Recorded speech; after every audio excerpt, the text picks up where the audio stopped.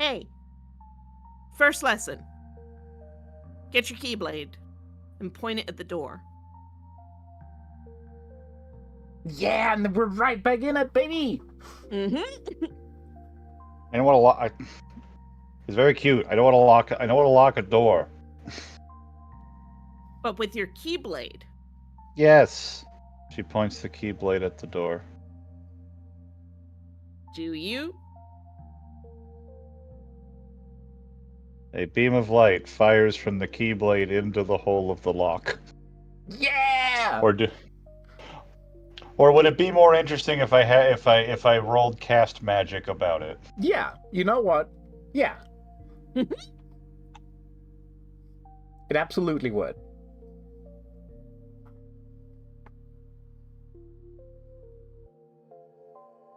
Because she could do it by muscle memory, but now that she's sitting here actively trying to, I don't know if that's the same thing. Mm-hmm. Oh my god, right.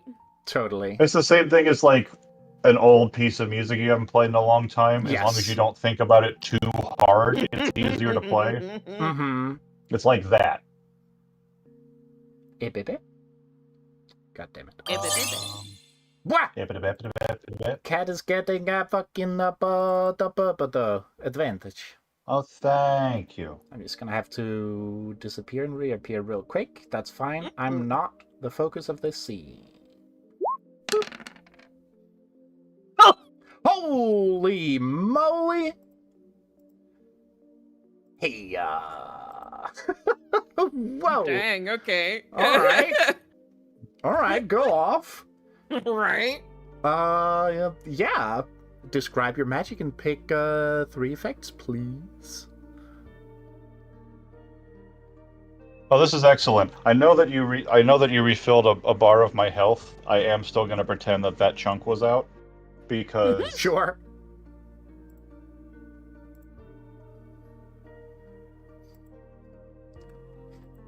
Yeah, no, Dark Bolt has an excellent point. You see, so you lock it once, and then you unlock it, and then you lock it again. That's 3 magics. There you go. that's so in the spirit of what I'm about to do. Oh, man. Good. So, I mean, magic bypasses defenses sounds like what I would use to lock here. Mm-hmm. And how close is the next nearest door? I mean, if you're standing like in the landing of this staircase, there's the basement door. Upstairs doesn't have a door. That's just like upstairs. I mean, you can see like the other doors from where you're standing, probably. Gotcha, but there's not one like it's not a split landing. Okay, so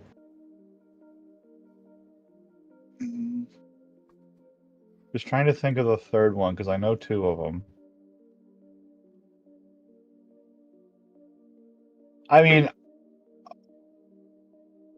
I guess am I just boring and say the magic has no unintended consequences? I mean, Considering that this is a building which we think almost definitely has monsters in it. I mean, which Yeah. Sweets confirmed via deep dive last session, there are indeed monsters in this building. Mm-hmm. Yeah, and the freshly worn down spots on all the rafters where shit's been Yeah. sleeping and slithering around. Okay, cool. So yeah, bypasses defenses to lock the door. No unintended consequences, and then heals 1 harm. And so I think she points it at the door, and almost to be cheeky, I mean not almost, just to be kind of a shit about it. It hits the door, but then a little bit of it pings off and like bounces back up and stops directly above Sweets' head, and perfectly timed, she turns to sort of give Rowan a smug look right as the first level cure flower opens up and dumps a point of healing on her. Yeah.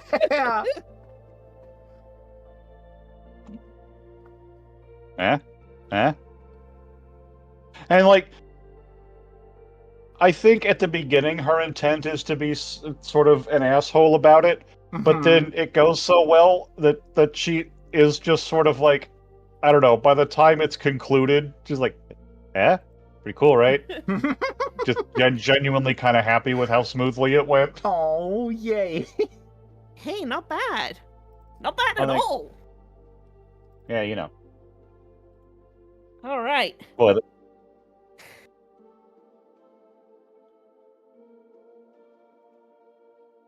right. So we're going upstairs. Yep. Glad Cool. that that's locked, though. Sweets Almost will sort of, certainly down there. make sure the bookcase is, nice and nestled as well. Mm-hmm. In whatever, I don't know how big the landing is, because part of me is like, oh, would it be that we set the bookcase long ways so that it's touching both the door and the wall behind and is like a solid barricade, or if it's just barricading with its own weight. Anyway, whatever suits the space, she jams it in there. Yeah.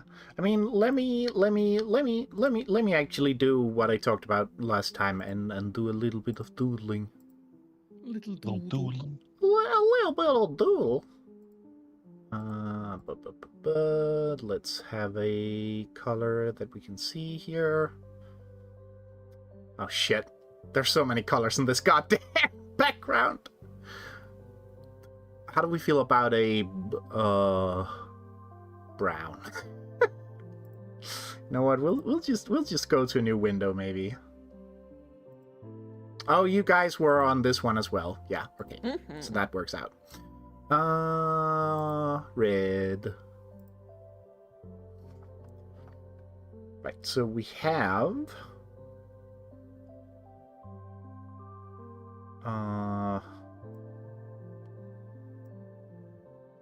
now that's interesting. Why did that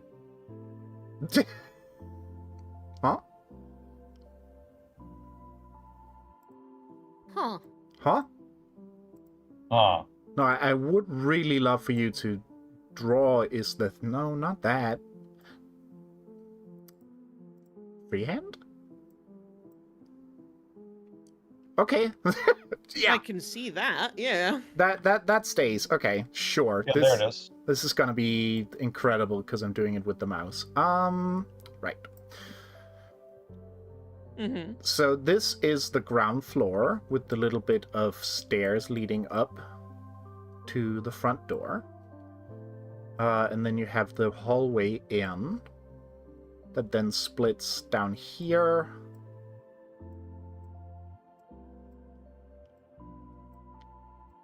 Don't take any of this for scale. It's just a general idea, right?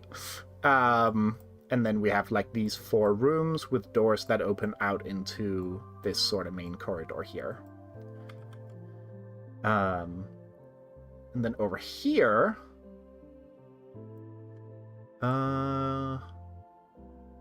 wonder, can I erase easily? The Cornish flag. Oh, not like. Welcome back. Bloody Curno, innit? Bloody Curno. How are we? Hey, Flawless. how would one?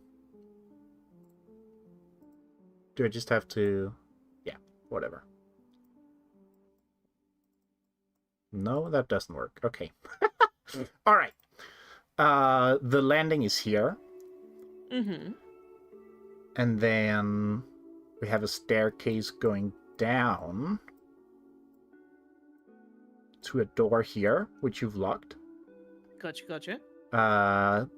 This corridor just goes straight out into the landing. There's no like door here. And then a staircase up, which sort of just leads directly up onto the next floor. Okay, got it.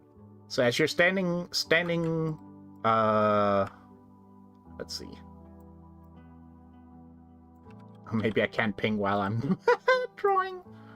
Maybe. Yeah. So as you're standing in the landing, you look down at this staircase to the basement, which is, a regular sized staircase, and then a staircase leading up where you can see like a bit of the first floor. Cool. Yeah. I think with the door successfully blocked, if the stairs are basically a straight line all the way up to the second floor, Yes. up she goes. Mm-hmm. Probably stopping to once her head reaches the threshold of the second floor to sort of do a little peek over before just barreling into the landing there. But Ro has to really resist the urge to take the stairs two at a time. Because that would be loud. Yeah, buddy. Sure would.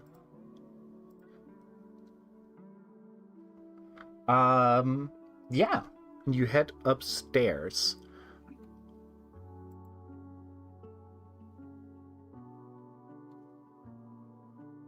Do you see anything?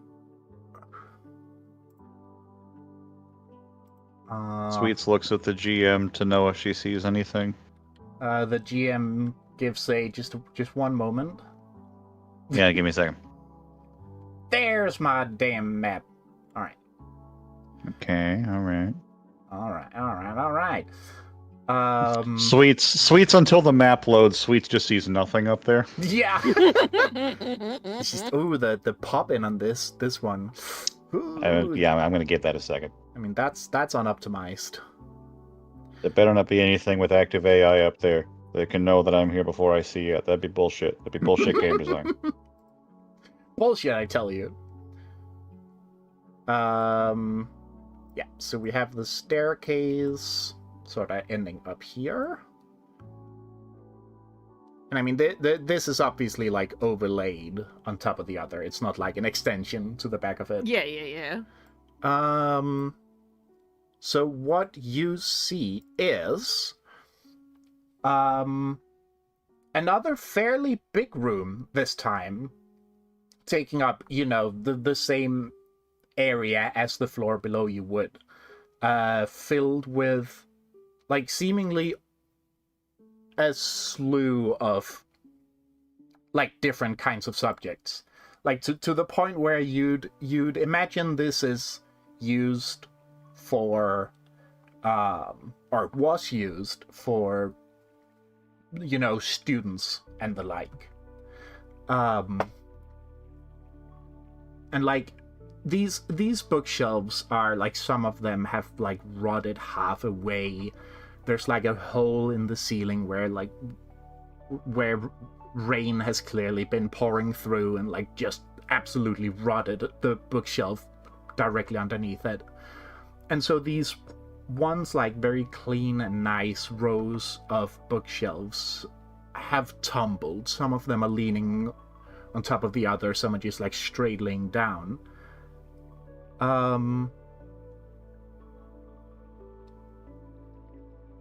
And then there in the middle of the room, there is something that seems to have been untouched by the weathering and the decay around it. There is a little, like, what do you call those? Lectern, I think. Like the slanted little table that you can like stand and read at, rest a book on. Yeah, like a pedestal, like a podium type of thing. Yeah.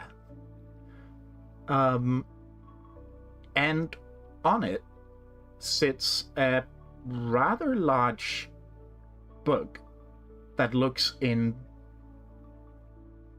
I mean, not new condition, but certainly not a year exposed to direct weather condition. It just kind of looks like an old book.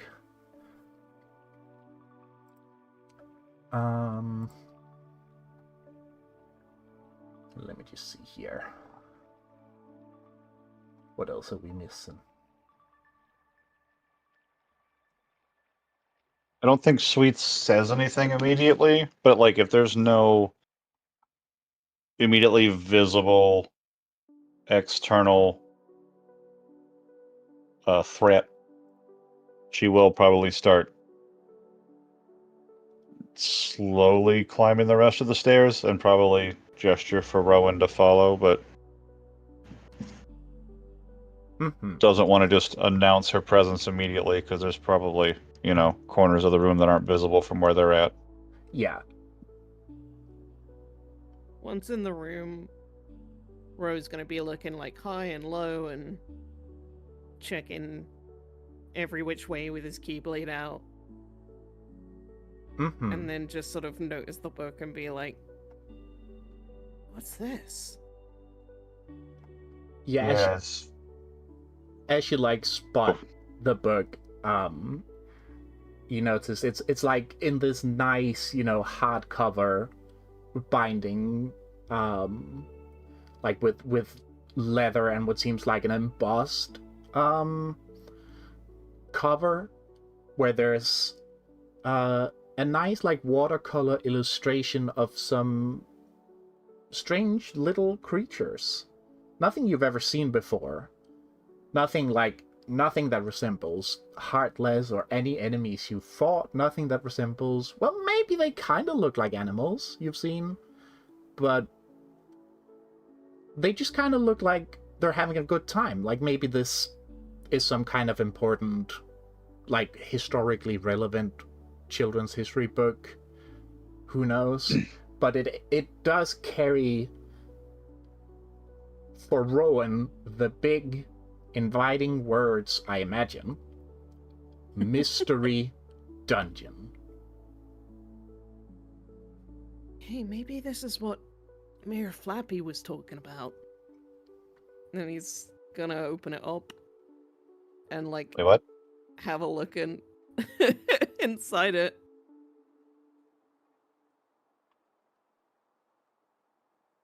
Yeah, Sweets is definitely interested as well. Like, based on the description, it would have caught her eye. Mystery Dungeon. The fuck is that? It's just... Rowan, this isn't time to read genre fiction. Look, it says mystery on it, so it's probably like... And he's trying to be quiet. It's probably like something to do with the whole mystery of Sunken Valley or something. I don't know, like... It sounds like an adventure novel to me, that's it. Like, if you want it, like, take it, but what do you just... Look, See, it's on look, a it's special just... stand and everything, and it looks different. It's clearly a quest item. Well, we're obviously gonna take it. I'm just saying, dude. I'm not... The title doesn't really indicate that it's got anything relevant in it. And as you're sort of discussing this and opening the book, it kind of just... You know how when a book's been opened to a specific page a lot of times, it just kind of wants to open there. On a spread where on the one side there is this illustration of like some sort of witch figure holding a like a red orb, and some of these creatures with like red eyes seemingly fighting the creatures that don't have red eyes. And on the other page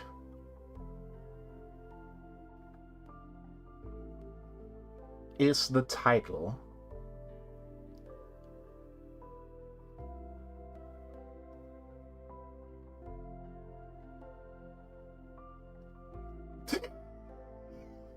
Is the title, she said, looking frantically for where the fuck she wrote it down.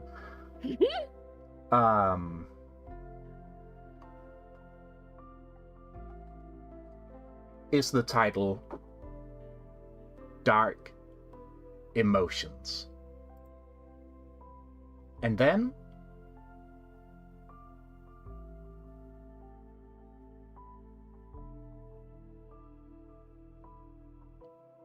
everything vanishes. There's a bright... I like to think just before the vanish, Sweet sees the title Dark Emotions and is about to be like, oh, you know what, never mind, this might be good. This might be Yes. good. And gets then gets cut off. Yeah. There's just like this sudden flash of bright light, and then... But then we'll have to see what happens after.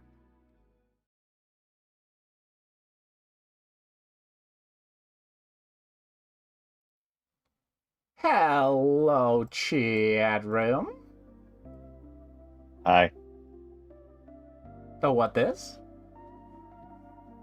Oh, what these? Oh, what these silly little guys? What, these old things? Heck? What was that light? Oh, it was so bright. Oh, God. I don't like bright lights. Ugh. Hey, whoa. Are you a fucking cat? Why are you a cat? What? What do you mean am I a cat? Wait, Why are you... Why are you a talking dog angel thing? In... Wait, It's why a have I fucking got book, isn't it? paws? Bowen, I don't know why, but I just got a feeling something bad's about to happen. What? Wait a minute. I get it. This is still a dream, right? I don't know. You're awfully convincingly... Well, you were acting different earlier. I don't know. You seem awfully... And Sweets is gonna... Probably awkwardly at first, but sort of just bap him. Yeah! Bap him! Ow! I don't know. You seem kind of tangible to me. Hey! So what? We in the book? I mean, it's as much sense as it can make. You open the book, flash a light, bam, you're a cat. And I got a bad feeling about it. All of a sudden. So... I'm gonna bap him again. Hallie! They feel kind of powerful.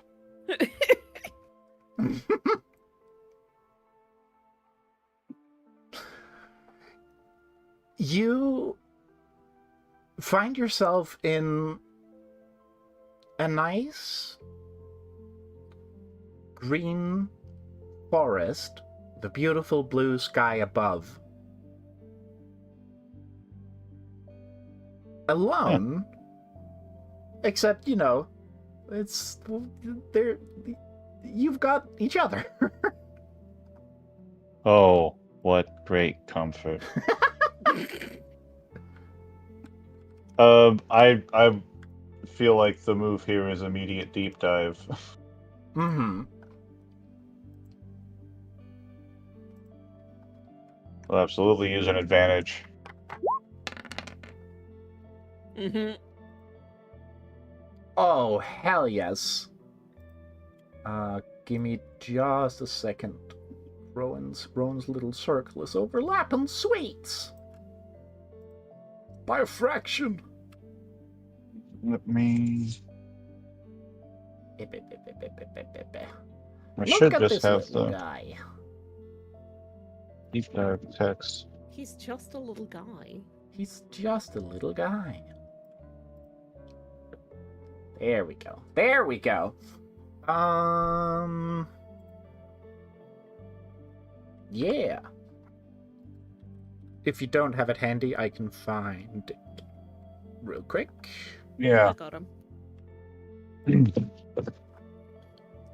Hell yeah. Hit me. It's what here could I use to blank? What here is not what it seems?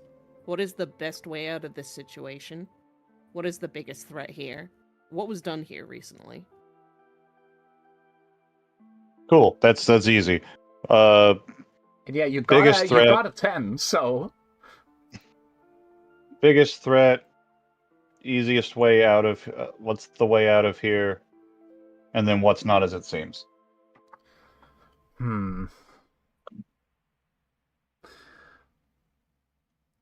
Those are great questions. The biggest threat here...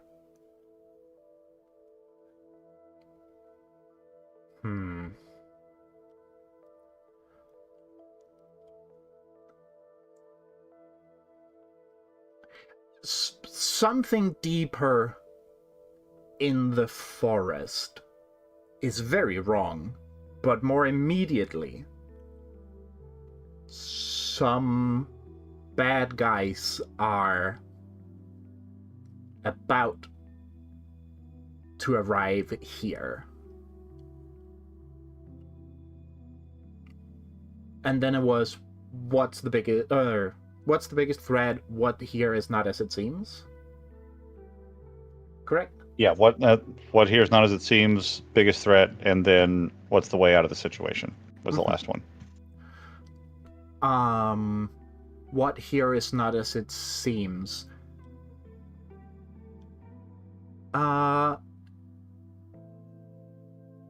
Your enemies might not be willing enemies.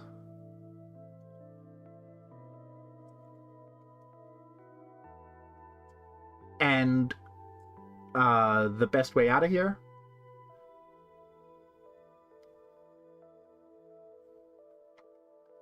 Was that the phrase? Yes. Yeah. That will be completing the story. Give me one moment to finish writing that down, and then... You best start believing in fairy tales. You'll end one! Oh, God. Okay. First of all, we need to make ourselves scarce. But Rowan, I got a terrible feeling we're going to have to do some sort of story or some shit, because we're in a book. What do you mean we're gonna make ourselves scarce? How do we get out of here? What Look, magic is this? There's something deeply fucked at the center of this whole thing, but it feels like in the moment, we've got some sort of immediate pressing issue approaching us right now, so we should probably get gone somewhere. Pressing issue? Well, I could just try and summon my Keyblade. Can I summon? Oh man, I have paws now. How do I summon my Keyblade? I don't know, in your mouth? It's ready. I wanna...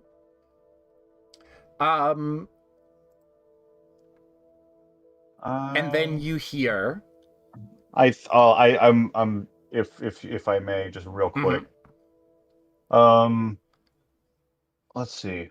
I'm checking the text of Hide in Shadows to see if there's a way I can justify extending it to Rowan. Myrtle? Hide in Shadows.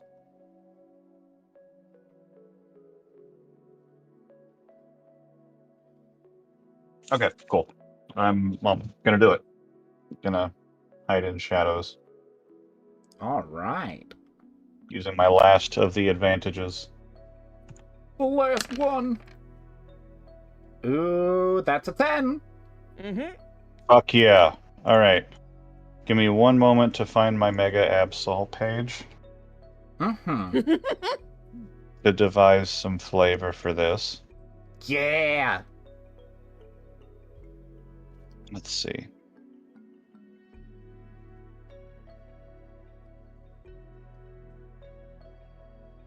Oh, my justification for the deep dive was Xweets used detect.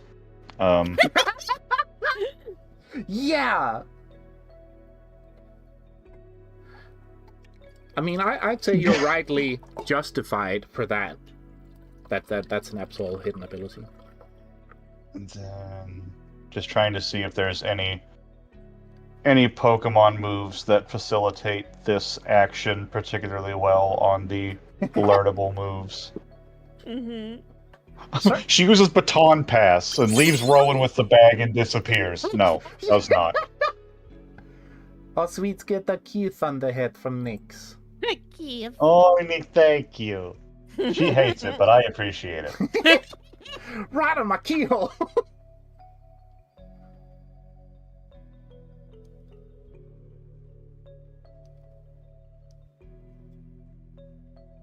weirdly enough, I don't see. All right, we got the 10.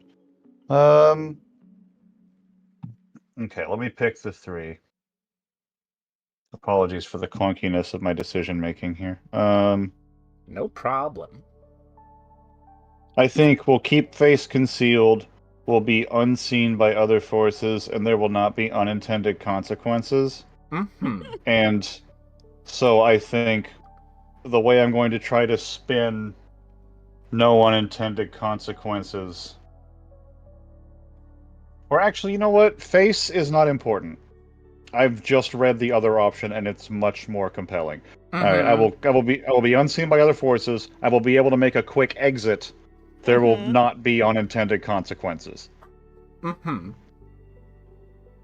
So I think for what she's wanting to do, if there are... Oh, and I guess technically, I mean, I would have... It doesn't matter because we got a max. But like, oh, this is moving, this is working on the information from the deep dive, so technically this would have been a +1, but I forgot. Oh, yeah! But I think since she's just trying to have them undetectable by whoever is approaching, I think she's going to use future sight. Yeah! And sort of my spin is she sees just the moment of them arriving, susses what direction that's from, and she's bigger than Rowan. She's gonna scruff him and run. Yeah! Yes, absolutely! He's like looking left and right at himself, like trying to figure out how to summon the Keyblade, and then like when he's scruffed, he does just sort of go like kitten limp, and then it's like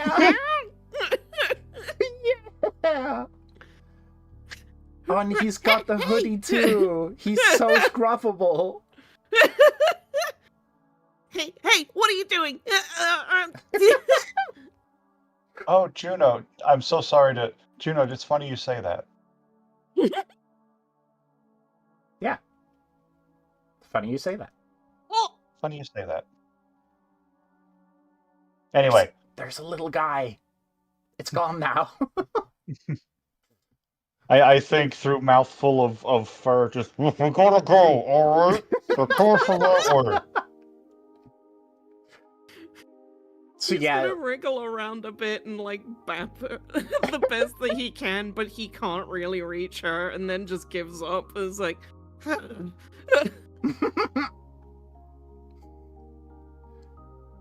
yeah, you make it like into like the thick of the trees. Find a good place to like meld into the shadows. Let's this is way too sleepy. Let's take it on over to Pokemon Battle Themes, huh? Yeah!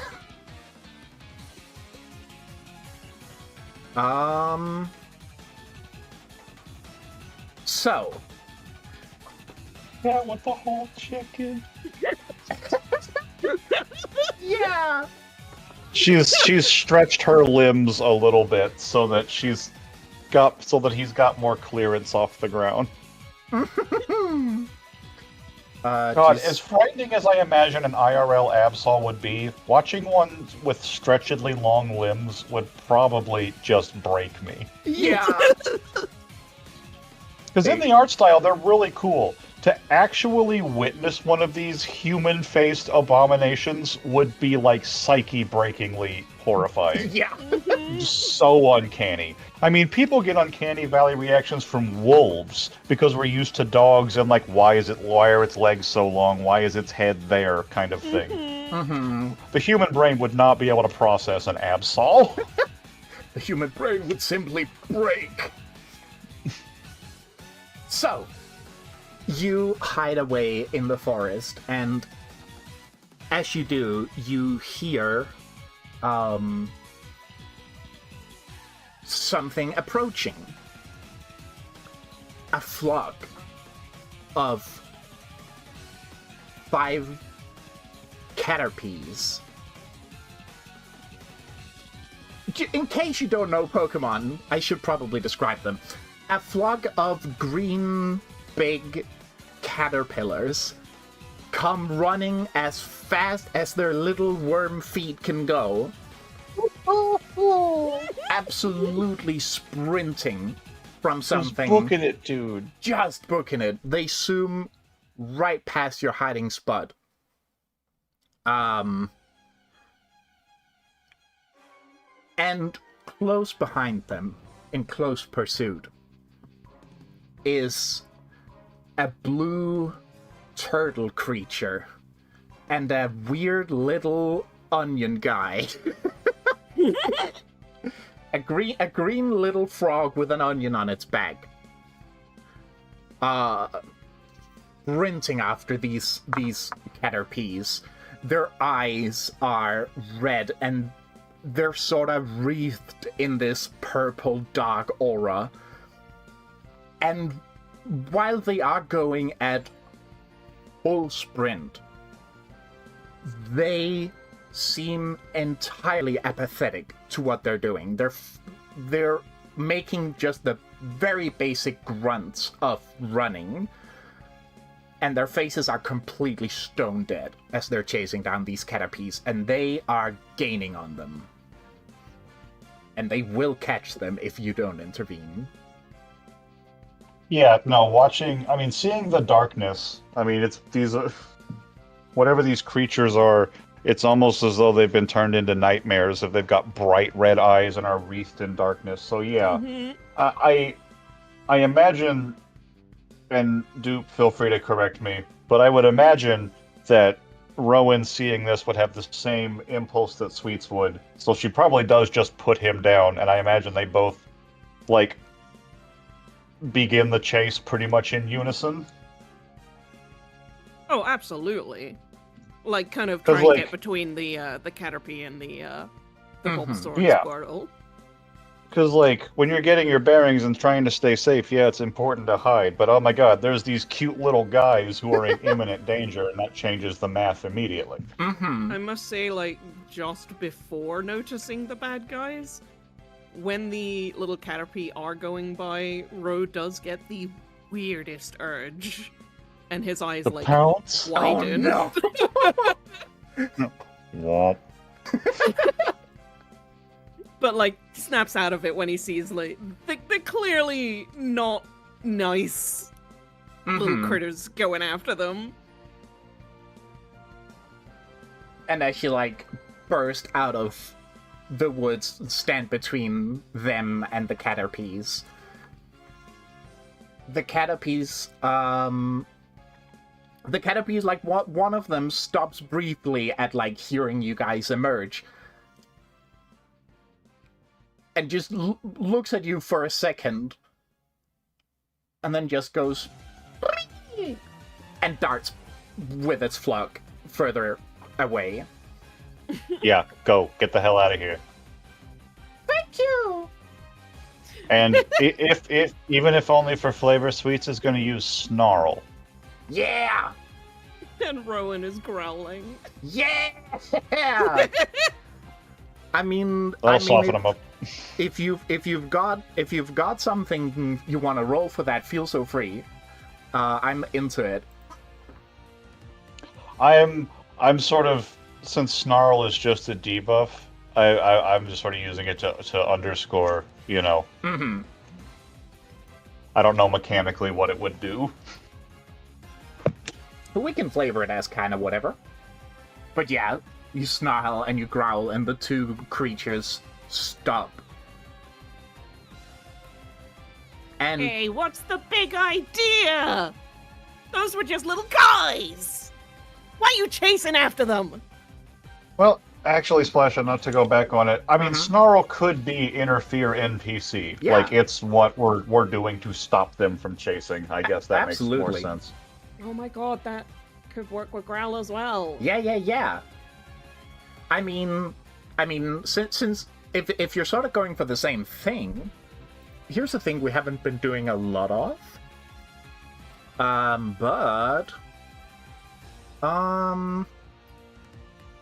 There is the little thing that's called a limit break. When you help out your friends or create an opportunity for them, roll with light. On a +10, you give a +1 forward to them.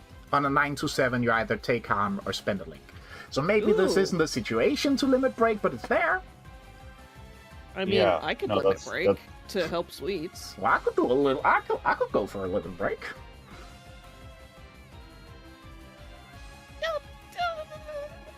Advantage, do I? Yeah, I'm going to. Yeah. Hell yeah. Fuck yes. Fuck yeah. Yeah, take that forward. Oh yeah, so I'm gonna interfere NPC then. Oh, I just Also, hi, had the Sam. thing. Hey Sam. Sam, hello.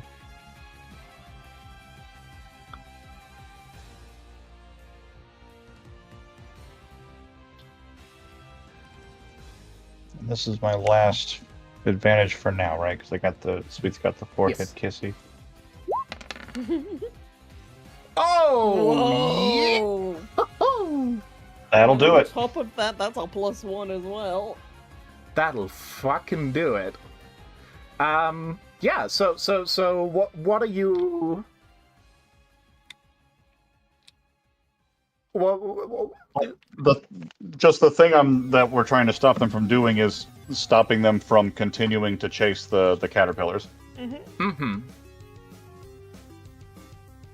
And so, Dupe, if you would permit me a tiny bit of flavor, I very much do sort of see it as like if Rowan's the one supporting, Sweets gets there first and growls, and then Rowan also arrives sort of a step in front of her, and then Yeah.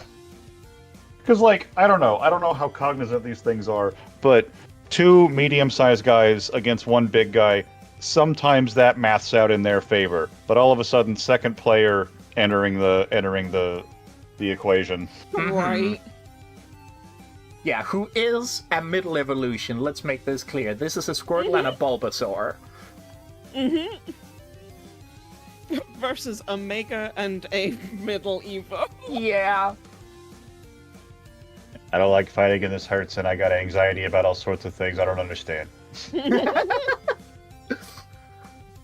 So yeah, you spring out, and the first like snarl from Sweets gets them like looking at you, and then Rowan jumps out, growls at them, and like they both take a step back. Not in a shocked way, just in a measured, we've now changed objective. This is the thing. And they sort of square up. You hear the turtle going, Squirtle. And the little frog guy going, Bulba. And they ready up. Frog guy. They ready up to attack you, but with your just absolutely intimidating display, you have the initiative, as it were. But they clearly intend to fight you. Oh yeah. Yeah. And if it's obvious they're going to fight, then absolutely Sweets is going to want to get the first blow in. I'm just trying to decide if we strike with intent or strike to subdue, because I don't know that she would have had time to convey the minutia of her deep dive. But like, if it seems like these two aren't necessarily willing enemies, I don't think she's thinking kill. Yeah. I mean, she's thinking fuck them up, but leave them, Yeah. that moral gray area that Sweets works so well in. I mean, it's perfect in Pokemon. They never die. They just faint. They'll just be fine. Oh, Nyx, yeah. Yeah. Hell yeah. So yeah, Sweets is probably in strike to subdue territory. I don't know what Rowan's thinking immediately. Oh, also like strike to subdue. So, if I may just offer a move, if you don't have one in mind here, a Pokemon move specifically. As far as I remember, Sucker Punch always goes first if it's the first turn. Sure is the first turn. Time in.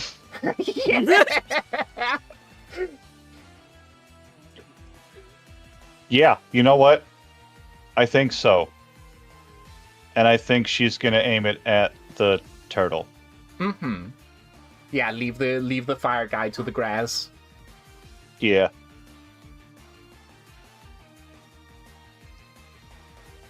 And I've got Rowan's move planned, but I'm gonna keep it a little secret Ooh! until Sweets has done hers. Mega Flare! What? No, Ro, you can't. You'll burn the book. He's gonna try to do Flame Lariat, but he's a quadruped, so he just kind of whoa.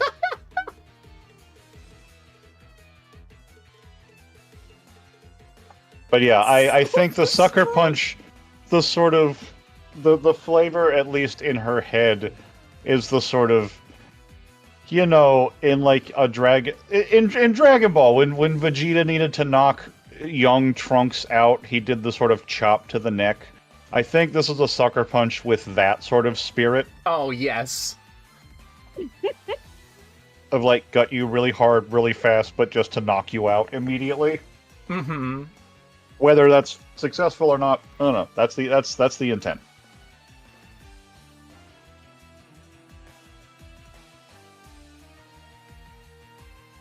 Hang on, just updating the title real quick. They went into a book and became Pokemon? Just, you know, in case somebody joined now, like Swifty. Hi, Swifty. And maybe didn't get the book part.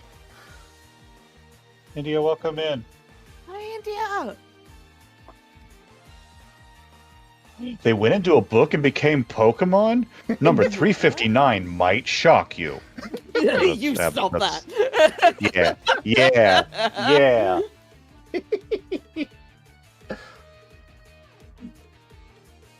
But yeah, go right ahead and give me that subdue.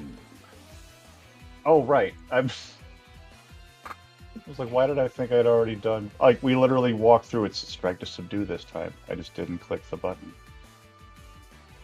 Sometimes you just think you've done a thing. I do that a lot. Yeah.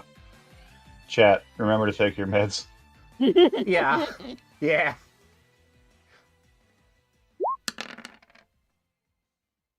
Oh! 6. Oh! Now, I mean, I will say, you're well. I'm wondering if you still have a +1 forward because you were ready for bad guys. I was gonna say, I was about to rules lawyer my +1 forward to still apply here. And like the fact that we're striking to subdue and not with intent is specifically because she deep dived that they're not willing enemies. Yes. So her choice to attack non-lethally, definitely. I mean, I'd hope it's because Rowan had a heart-to-heart with her and convinced her that murder's not a good thing. You don't need to make yourself the main character in everyone else's story. You could be a positive influence and just be happy. Anyway. Pushes them out of the frame with the 7. Yes, absolutely.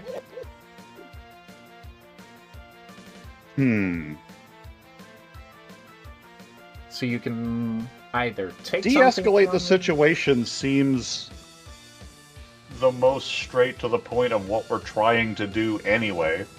Yeah.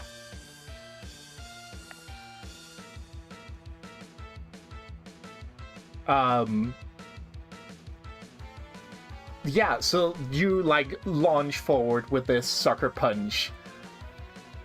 Just...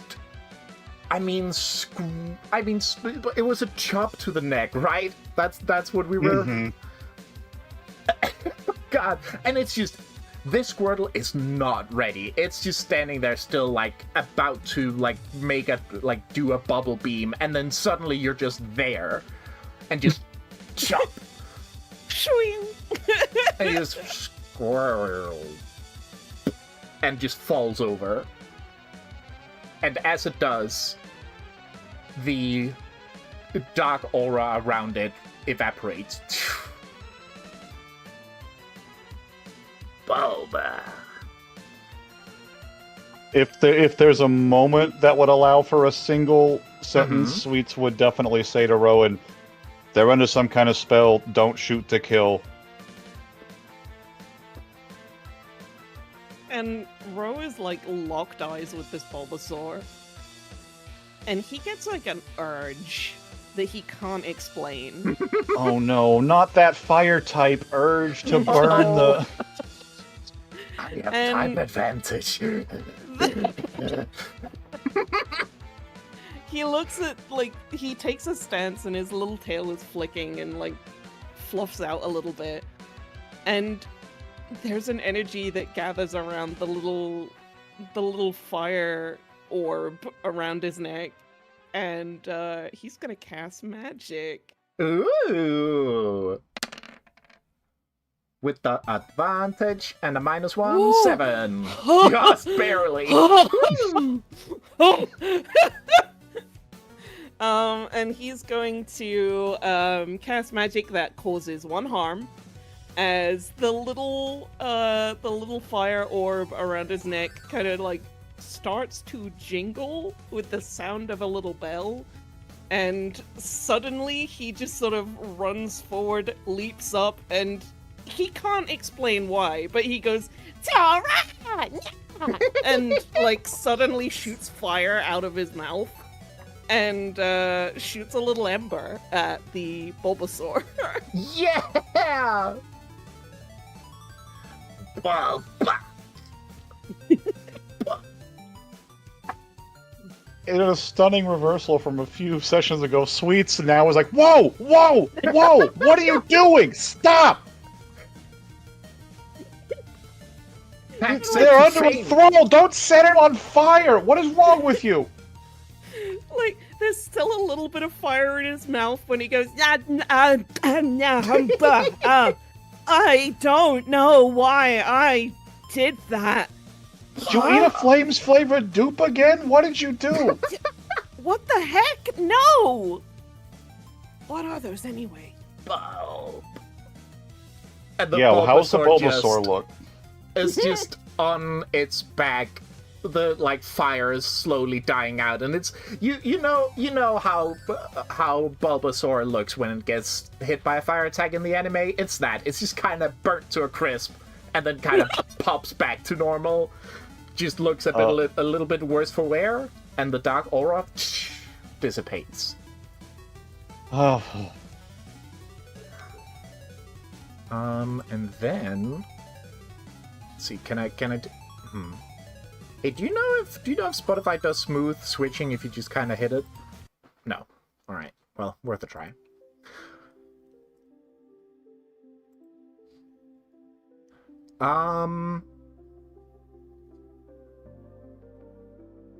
Yeah, you've defeated these 2 baddies and dissipated whatever was in control of them. And you get this weird little victory jingle in your head, and the feeling that you've grown stronger by a fraction, just a little bit. What? Oh my gosh! Sweets hears a little boop, or whatever the EXP bar sound is. Oh my gosh! Oh my gosh! Oh my gosh! Oh my gosh! Oh my gosh! Oh my gosh! I just used magic without my Keyblade. What? How did I do that?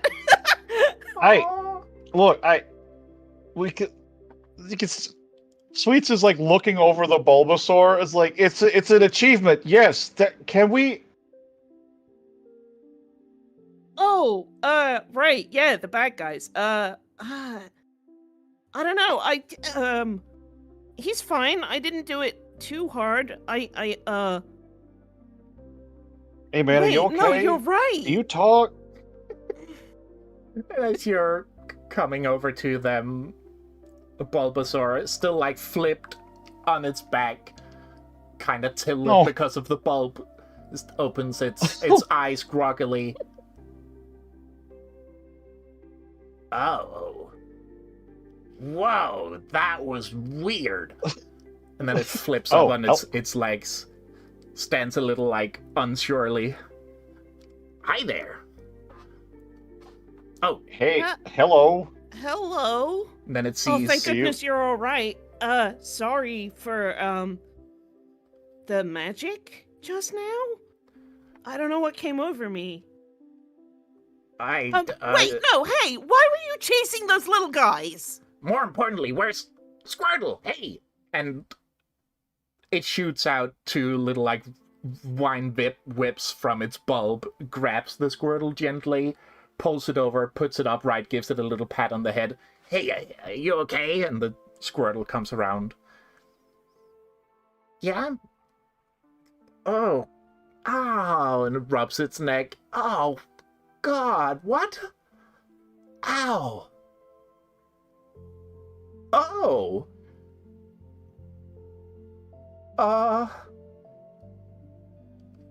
Bulbasaur, is that an Absol? What's an app? You're looking at me. Me? Is that the... I don't know. Is that a bad thing to say? I'm sorry. I don't know. I've not been here very long. Are you two okay? Because just so I can get my bearings on the situation here, a moment ago the two of you were wreathed in some sort of darkness, chasing down some big caterpillars. Oh. But we're good with that now? They kind of look at each other. Do you... Yeah, I don't... We were taken over by something. I don't really remember it clearly. We didn't hurt anyone, did we? Not that we saw. Not to alarm you, there was definitely an attempt in progress, but we ourselves... Hello, my name is Xweets, and this is my associate, Rowan. I hate it. Are you a new rescue team? Ro's ears flick at that, like, and it sounds weird coming from Sweets. He's like so used to her calling him Bowen that it's just like, wait, what? All right, well, Sweets, Rowan, good to meet you. My name is Bulbasaur. That's Squirtle. We're partner Pokemon. And that over there is... Squirtle, where's Charmander? Oh, no. So you're a rescue team, everybody right? here's got... What's a rescue team? What's a rescue team? Well, you've got the thing around your neck. That's usually that's not a rescue team. Oh, he's being existential. What really is a rescue team and all of that? He's always, I don't know, can't get him to stop with it. I wouldn't think too much about it. Anyway, Wait, look, is there some way that we can help rescue you team is? in your situation? Well, I don't want to impose, since you just we attacked you and then you helped us out of it, but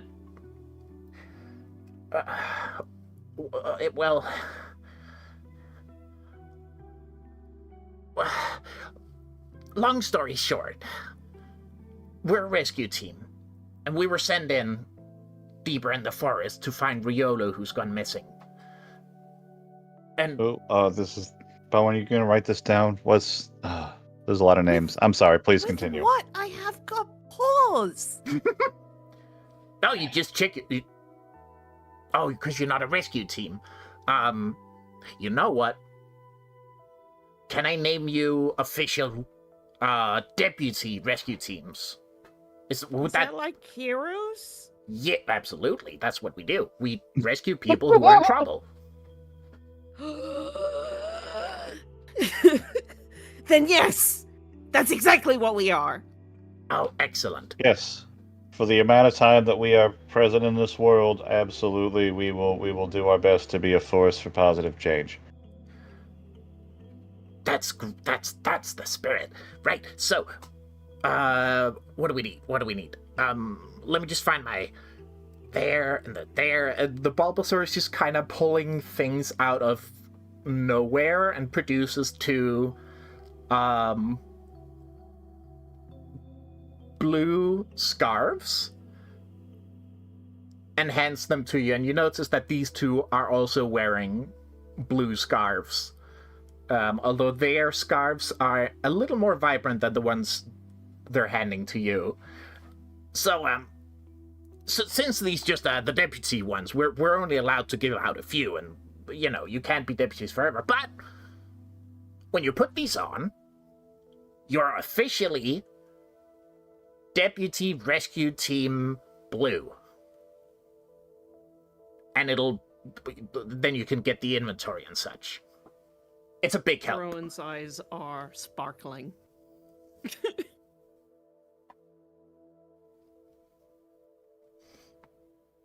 And yeah, unless you guys protest, the Squirtle takes one of these scarves and ties it around Rowan's neck. And the Bulbasaur uses its vines to tie one around Sweets' neck. Hell yeah. Sweets does not protest. She briefly considers making some sort of snide comment about Rowan's blue bandana clashing with his bright red fur, but decides not to make an ass of herself in front of new people immediately this time. And, well, you don't have to wear it there, so you can put it wherever you want, really. It's just, sort of the place a scarf goes, usually. Right? You're now an official rescue team, deputy rescue team, but a rescue team nonetheless. And that means if you just press the start button, then you can go into your journal, and there you'll have all the names and such that I'm mentioning, and the missions you'll be sent on. It'll all be there, so don't worry about remembering stuff. Oh sure, I've done this 100 of times, and he has no problem with it. Sweets presses the start button on her virtual controller that's just sort of over her screen. Mm-hmm. Yeah, look at that. It's just kind of what we conceptualize, in our mind as the start button, right? Yeah. All right. Yeah. Yeah, totally. In my mind, she says, looking directly at the start button that she can see. In my mind, yep. All right, so now back to the matter at hand. We were sent to rescue Riolu, who's been kidnapped.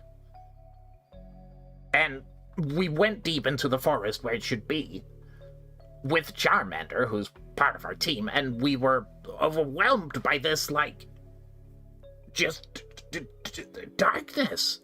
Just pure darkness, and then it kind of felt like our emotions got choked, and then we sort of blanked a little, which is probably when the whole chase situation came in. And... Oh, so should we go find your friend Skylander real quick? Is that going to be a... It's Charmander and Riolu, but yes. Well, I mean, I hate to impose, but I mean, you are a rescue team now, and we're badly hurt. So I was thinking we could go back to town and get one of the pro rescue teams, but in the meantime, I'm really afraid that something's going to happen to them. So if you can, I mean, don't do it if you can't, but if you can, that would... Leave it to us. Thank you so much. Oh, yeah, and but when people are in danger. I understand this is big. Sweet, sort of sort of out of the side of her mouth, just to Rowan. Also, a little reverence for the situation. Come on. Look, this sounds like heartless stuff. I don't know how they got here, but...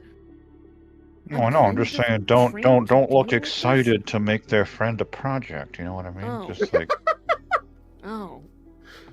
No, Yeah. but it's like a hero presence thing. You gotta give them confidence that you're strong and you can do this and All right, we can critique your bedside manner later. Fair enough. Moving on. Look. The little guys, the ones you guys were chasing, are they okay? Or like, and he looks around to see where the Caterpie went. And they are like, like, you know, a safe distance away. You can see like 5 Caterpie heads just poking out from behind a tree, like stacked on top of each other, boop, boop, boop, boop, staring. It's okay now. Okay. And they sort of carefully mosey on out. These two aren't gonna chase you anymore. We broke the spell they were under. Thank you.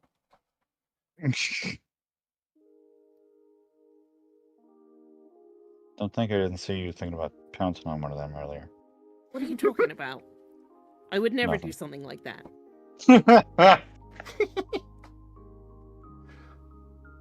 Right. We'll go find your friend, and when we do, we'll head back to town and catch up with you there. That sounds great. And we'll be as fast as we can. So if you get in trouble, run back here. Got it. All right. Thank you so much. We're gonna go. Do we have a lead on where we're supposed to be looking? The Squirtle looks up like, yeah, points you in like a direction where like the forest grows clearly thicker and darker. It's in there, and watch out for the darkness. We got all turned around once we were like in it, and then we got snatched. Yeah, good looking out. I like to think when the camera pans to the dark part of the forest, there's like an ambient witch cackle sound effect, Yes. and Sweets is just like, of course. Oh, that absolutely is.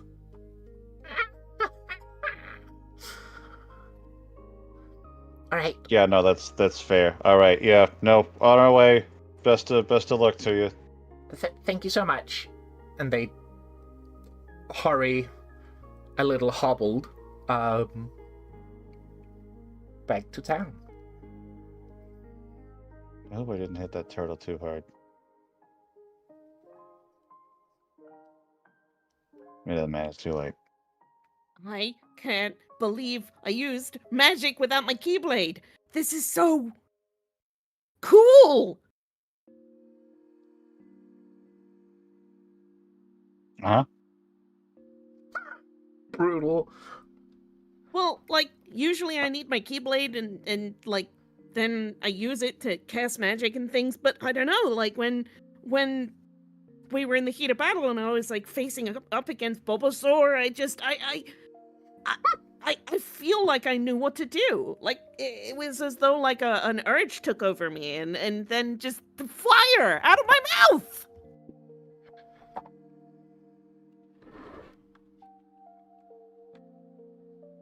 It was unexpected. Hey. What? And he, like, squints as they're walking along. What? What's your problem? You're here. Is your little, does it have a name? Your heartless friend? What should I call it? I think maybe you two don't need to get to know each other. Look, if I have a name for it, then at the very least I can start to not think it's a monster. Look, if I knew her name, I'd use it. All right. Okay, so she's a she. Gotcha. That helps. I mean, she's a she or a they, I would assume. So she's here too? We didn't, like, What do leave you... her back in the library with Cooper and Mog, did we? Sweets turns to look at Rowan.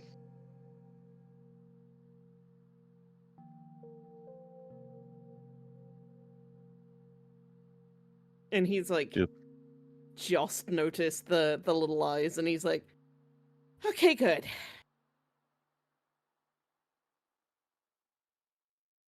But, hang on, my pilot's getting speech jammed by a cat.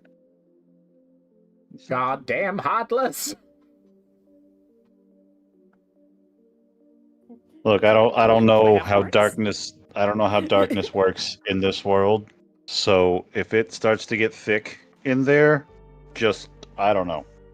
This could genuinely not be a problem. Just maybe keep an eye on me if shit gets too thick. Okay. I don't know the rules of this world. Hopefully it's nothing like the mist back. Oh, maybe this is a history book! Did Sunken Valley used to have animal cries all over the place? Wait a minute, it's got the animal village! It's all making sense.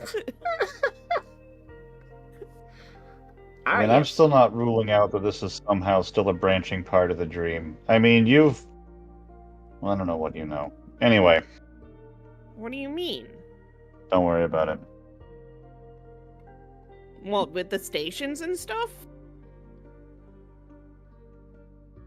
I don't know what types of little guys these are, is all, and it's ultimately probably not even it's not important.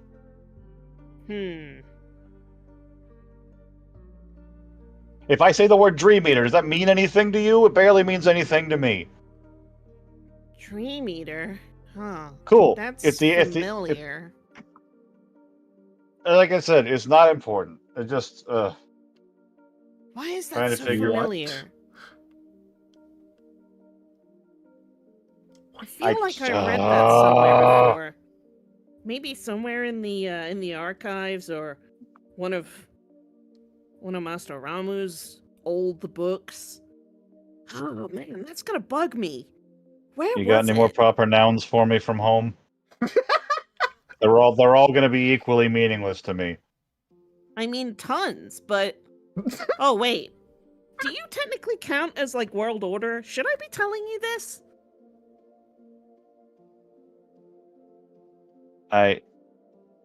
If I say yes, will it stop? I'm gonna have to ask Cooper. This is getting really confusing. Yeah. Oh, what? It's getting confusing now since the pause of it all. She says, sort of briefly, up on her back legs. Well, I don't know what you do and don't know. You have Keyblades after all, so I just kind of assume that you know what we know, but then you don't know what we know, and you're also from Sunken Valley, I think, and I don't know, what? Has Sunken Valley always had Keyblades? I don't know! And then you don't know, so I don't know what to make of that. It's all you as a whole is just confusing. It's all it's all. That's a pretty accusatory you there, bud. I mean, it's truthful. You're a mysterious nobody on a mysterious world that's Sweet mysteriously starts walking not faster. on the... Hey!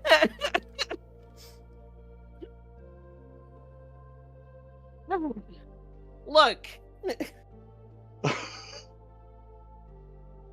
And he's trying to keep up, and as he is running and taking moving, quick little kitty cat steps. Yeah.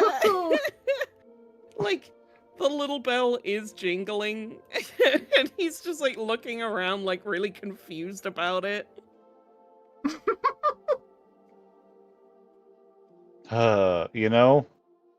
Careful what you wish for. That's just going, isn't it? I think someone's following us. I keep hearing this ringing. She just stops. She doesn't say anything. She just kind of looks at him like, Rowan, don't make me say it. Please, Christ, don't make me say it. Say what? Oh, she didn't say that out loud. That's just the look on her face. What's that look for?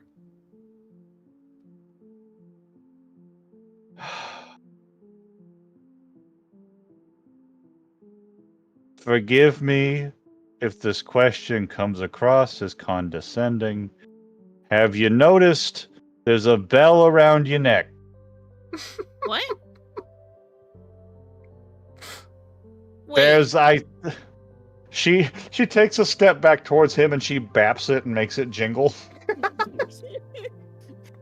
And he looks down the best that he can, but like can't quite fully see it, and it's just like trying to turn around and like Come look on. the best that he can, and he's just like, wait, what do you mean? Why would that? She's already started walking again. Come on.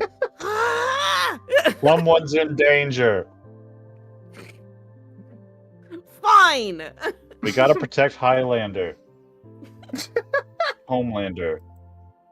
Charmander. You are Right. really bad with names. Goosegander. Charmander.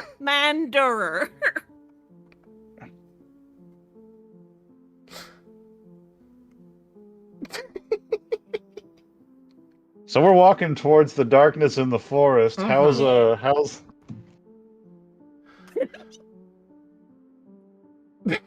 So yeah, you're walking further into the forest, and it's like slowly getting thicker and darker as the canopy sort of blocks out the like midday sun, until you find yourself in like what feels like a labyrinth of living wall of just trees and plants and thorns growing tight together. And you just, as you just walk sort of the safest path forward you can find, you notice that it's silent. It wasn't before. But like the distant cries of birds and like humming of insects has died down, and there's just complete quiet.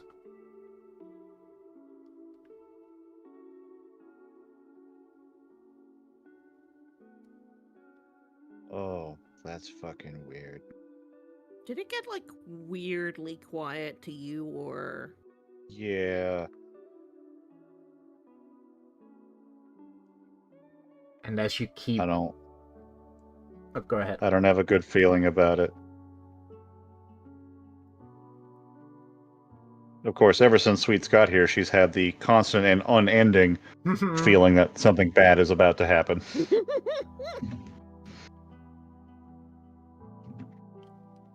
And because she's an absol. Anyway, the biggest threat you sort of sensed is you're getting closer to that as well. Yep. And as you keep moving forward, it just keeps, like, the wood around you just keeps getting thicker and thicker, and the light gets so choked out by leaves and branches above you. It's like unnatural to the point where it goes...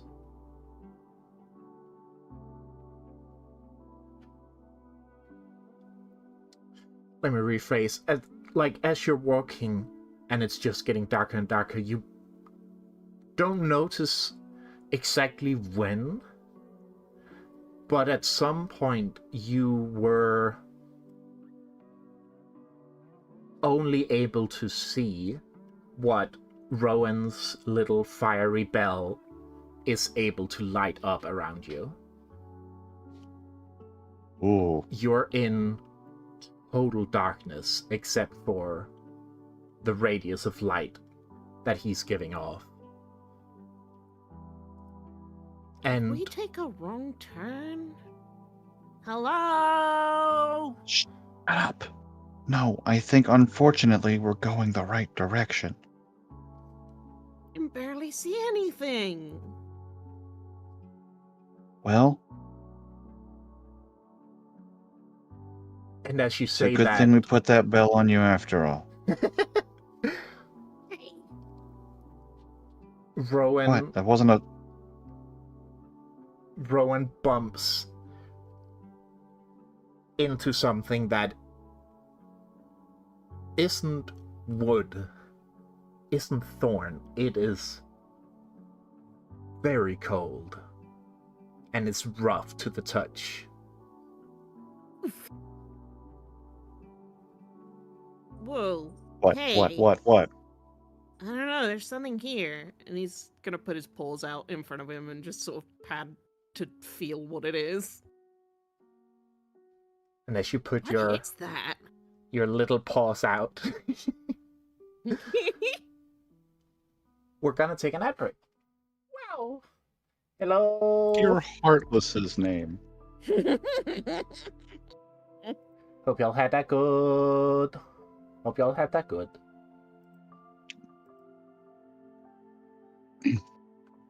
Hi, welcome back. Hi, welcome back, chat. I remembered during the break that we should roll links with Bulbasaur and Squirtle. Yeah! Go right on ahead and do that. I would like Okay. to make the light links. Yeah, mine are Okay. both going to be light links. I'm going to do Squirtle first. Same here. Uh-oh. Hello. So Sweets gets it on a 7 because your link move isn't relevant here. And Otto. Uh-oh. I get some experience. You get some experience. And then the GM gives you a link, but also picks one. Make a move as hard as you want. Someone else gets a link.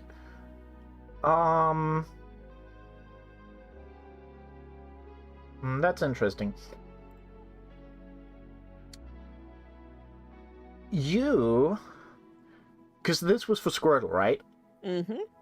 You just have this instinctual rivalry feeling.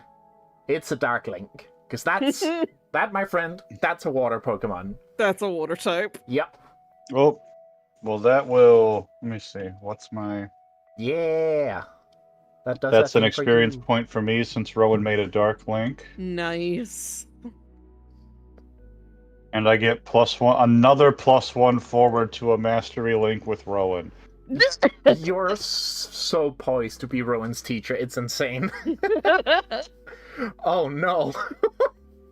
Oh, it's funny. At some point, my link with Rowan did change to Mastery. Huh.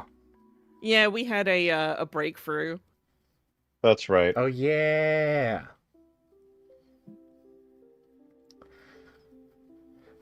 Please, if anyone's going to be teaching anyone around here, it's me teaching you how to be a hero. Uh-huh.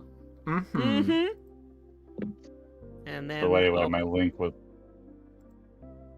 Bulbasaur. Bulbs. Who the? Damn.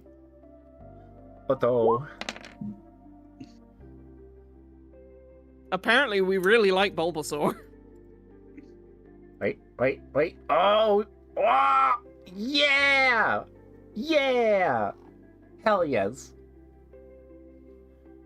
Yeah. Both get a And, light link with the bulbs. My link move means that Bulbasaur thinks that I'm a hero. Yeah! Wait, what is your link move again? I have a +1 forward to convince or limit break with them. Oh, hell yeah. But the flavor and text also just says, "You're driven to be the hero of the story. When you make a link with someone, they know you're a hero." Yeah! Incredible. Oh shit, that's actually 2 more experience because I rolled with light, which is tied for my lowest stat. Yup. Yeah!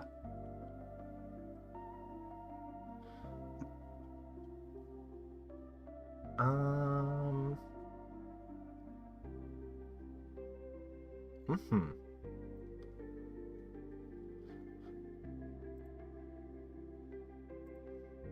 So, as you're investigating this thing you bumped into, you see in the light of your little fire bell that it's a stone statue of a Pokemon frozen mid-motion. And it's this little egg-shaped guy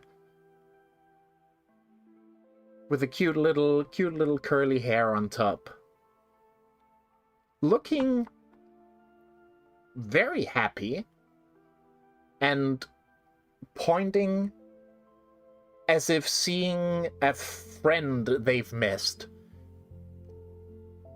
No. Pointing out somewhere. Aw, this thing's cute. What's it pointing at? What's it pointing at? I don't know. It's so hard to see anything. Are there any more of them? Not I here. don't know.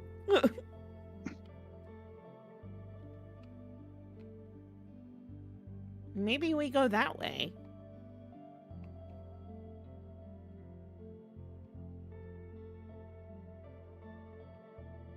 Rose gonna jump down and like maybe go the path that this thing is pointing at.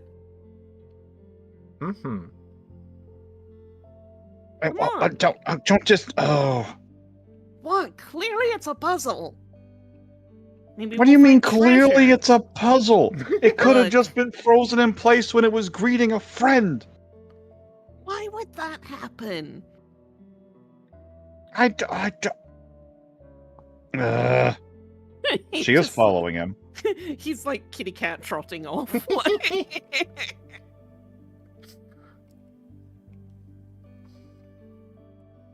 And yeah, you walk in that direction and are again just surrounded by trees and darkness.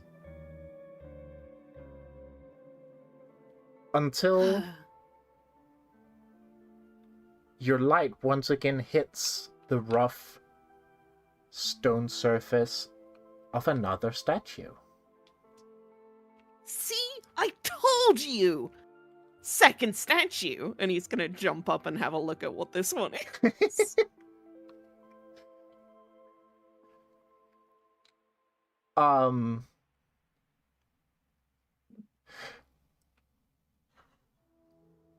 So when you say jump up, they're not standing on a plinth or anything. They're just there. They're just there. Okay. And they're life-size and everything.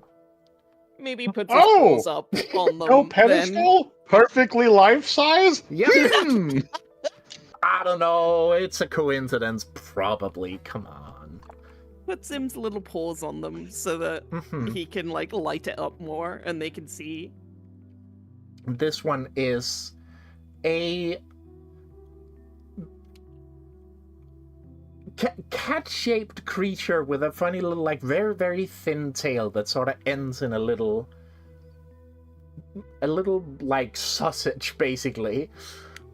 And it's got a very, very round face that is locked in an expression of fear, and its whole body seems to be running away from something.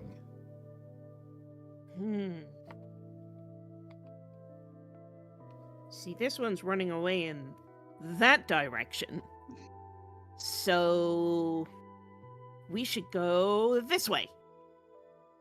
Now, hang on. Are you going the direction it looks like it's running, or are you going the direction it's running from? Like the direction it's running, obviously. I mean, why else would the statue be put here? It's like, you gotta follow the eyes or whatever, and like where the eyes are going. Right. But if this is some sort of a puzzle, and we're trying to find the darkness, wouldn't we want to go toward whatever things are running from? We're not trying to find the darkness, we're trying to find Riolu and Charmander. So we go this way. Sweet says no choice but to follow him because he just fucking goes. Are you So yeah, you go up in the direction it's facing.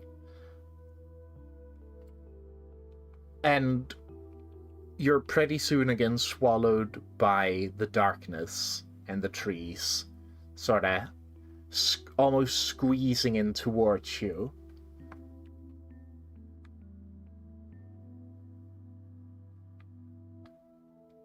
And then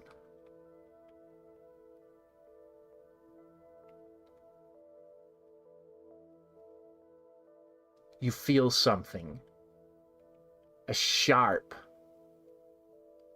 painful headache suddenly shoots into your minds.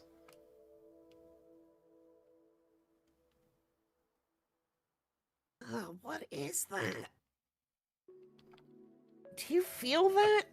What the fuck? I don't like. Oh god, is this? Oh fuck, is this the thing that happened to them? Is this what? You both What do you mean take. happened to them? They're just statues. Right? You both take 1 harm. All right. This is clearly not the direction we're meant to go.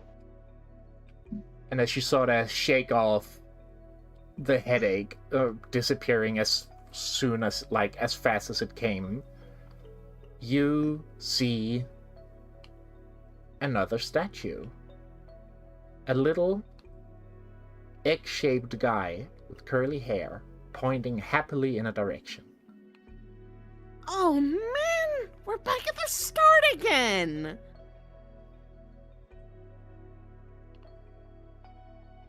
Okay. All right. We do know that it's the pointing direction because that's when we got to the little kitty cat. So Yes. we go this way again. And when we get to the cat, we go the other way. All right.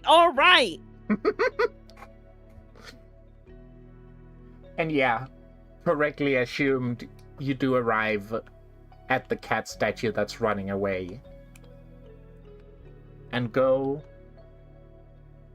in the direction it's running from. Mm-hmm. And as you're walking that way, again the darkness takes you.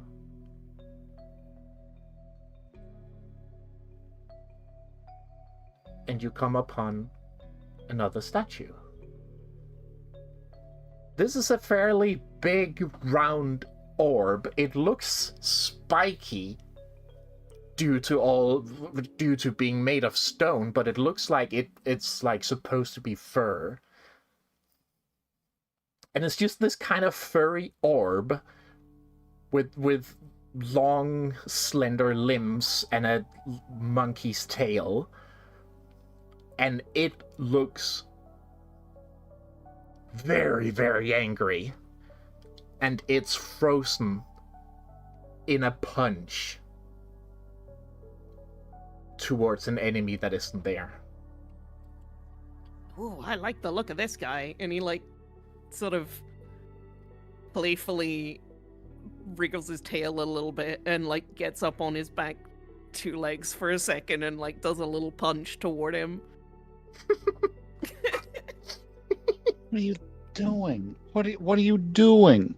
I don't know, it looks like a little warrior.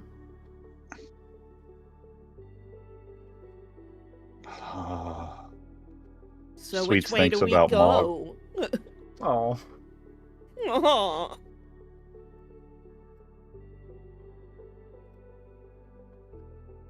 Well, I don't fucking know. They've all had different logic. Mm-hmm.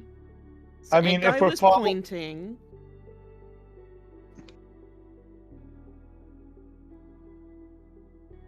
I mean, my immediate thought is to fucking, I don't know what. If we're following these things, follow the punch. We're going towards where the threat is. I don't know.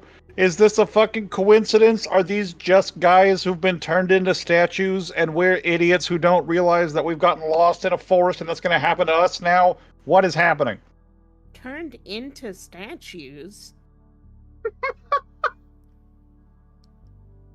That's some wild imagination, Sweets. Help! Help!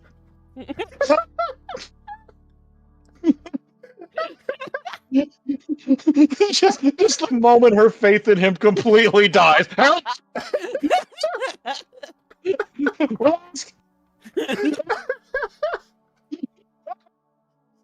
Look, we'll be fine. We've just got to finish the puzzle. Look. God. We'll go the way that the punch is going. Let's go.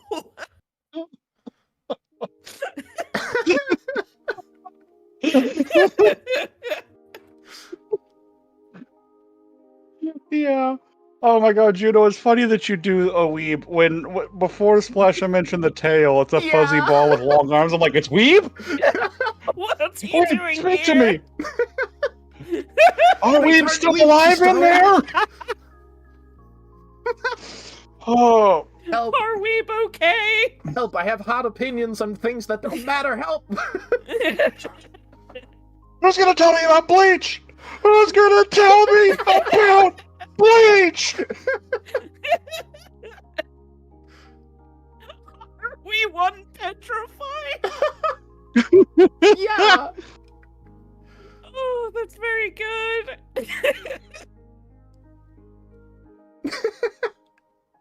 Yeah, we go in the direction that the punch was going toward. And you head in that direction. And darkness surrounds you once again.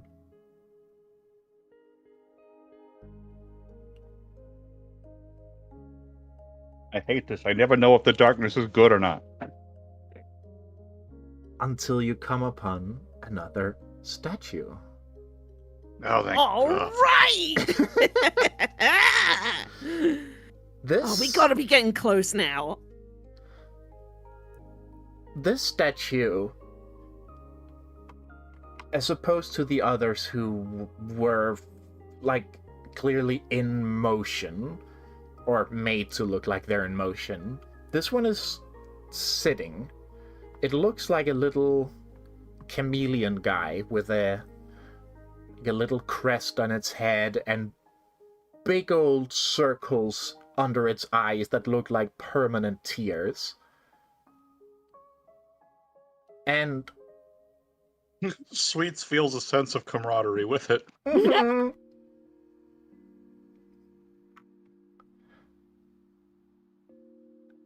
a puddle is in front of it, as if it's been crying there for a while.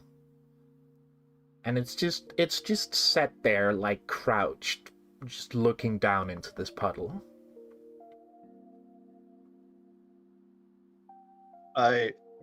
One moment while I'm finished writing this down. I feel like she wouldn't, like, leap to it, but I think if there's a long enough moment,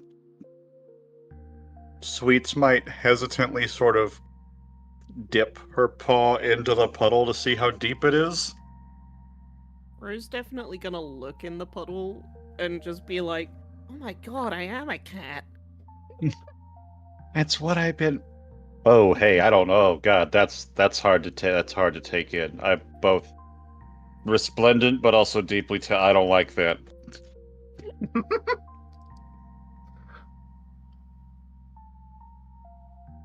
So yeah, you're like both looking down into this puddle, seeing your reflections, and you're about to like stick your paw in to test how deep it is.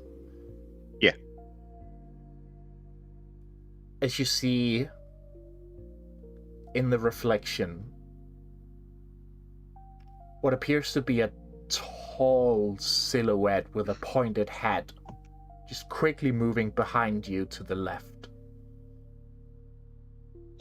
Immediate reflexive turn in the direction that would be with mirror rules. Mm-hmm. Yep. I don't know. Maybe sort of fumblingly tries to point Rowan at it because he's a flashlight. Yeah! Ro does initially, look behind and in the wrong direction because of mirror rules, but, when Sweets points him in the right direction, just kind of doesn't fight it. Mm-hmm. And you catch just a glimpse of something moving deeper into the forest in that direction.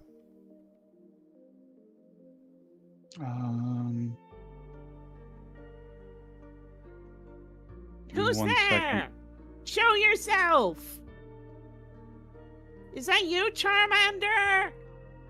Or Riolu? We're with Squirtle! And Bulbasaur! Wait, can Absol really not learn Pursuit?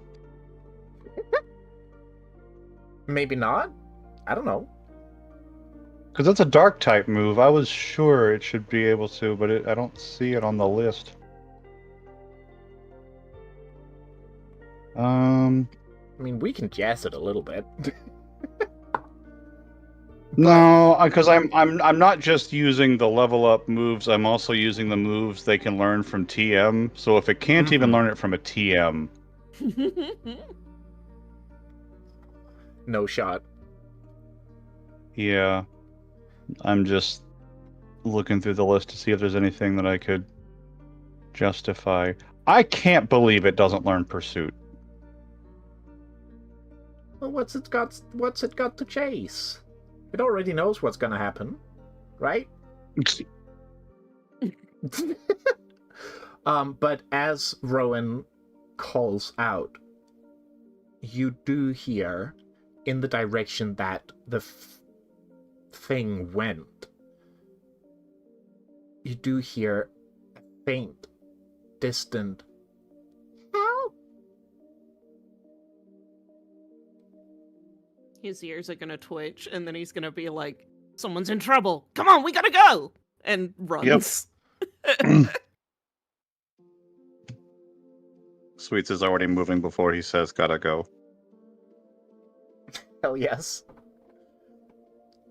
It was my idea, not yours. I was gonna go.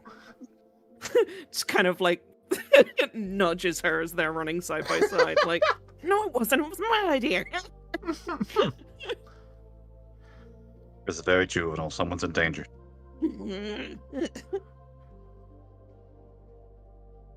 And you rush in that direction. And again, the darkness is surrounding you.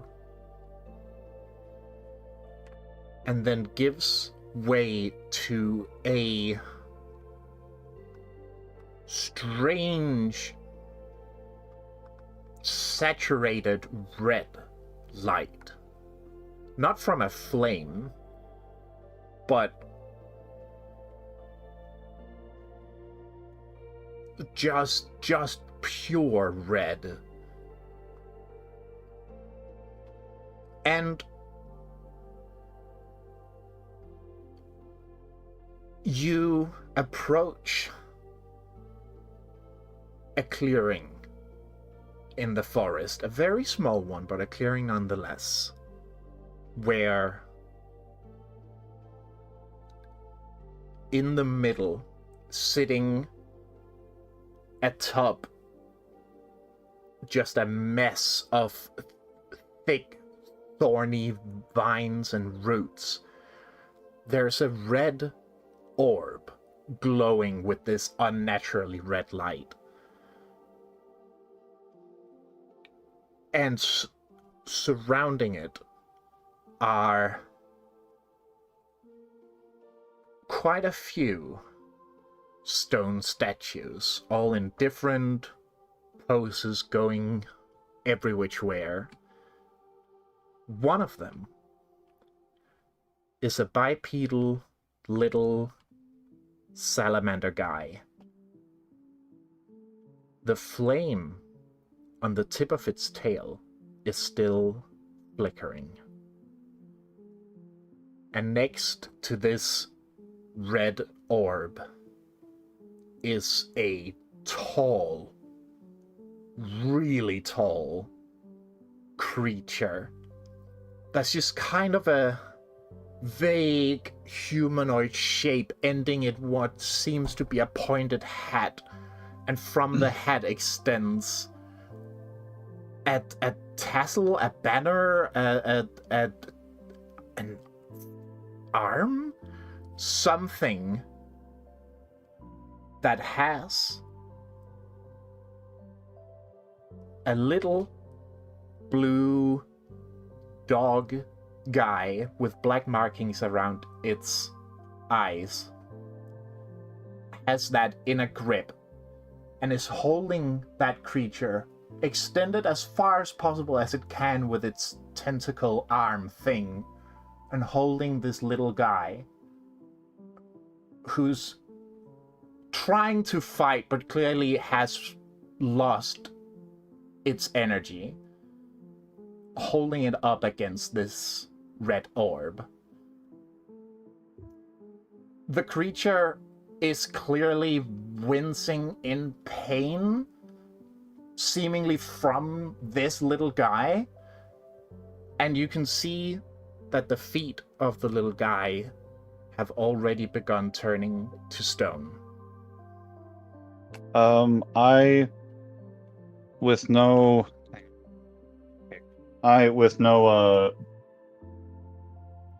objections from the DM, would like to strike with intent, and the flavor of that will be to use quick attack. Hell yes. Yeah! Let me just... do we have... I'm gonna be 2 seconds. Crunchy has opened the door, and I'm gonna go close it again. Karamsh. Do we have our good friend Cynthia in here somewhere? Certainly. Ooh. I mean, that just feels right. Oh, no, actually, that's pretty good. Yeah, we'll take it from here. Hello, Tim. Hello.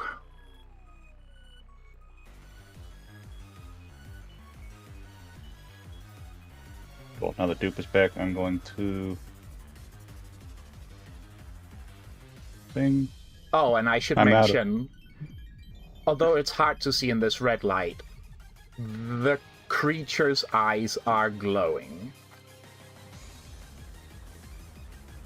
Yeah, I definitely think the mental math of big guy holding little guy turning to stone. We've seen lots of stone. Yeah. The glowing eyes are just a bonus. She's definitely already in motion, I think. Mm-hmm.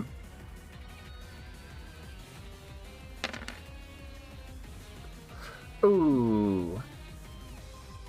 I'm gonna look at my links and see if I can re-roll that. Mm-hmm.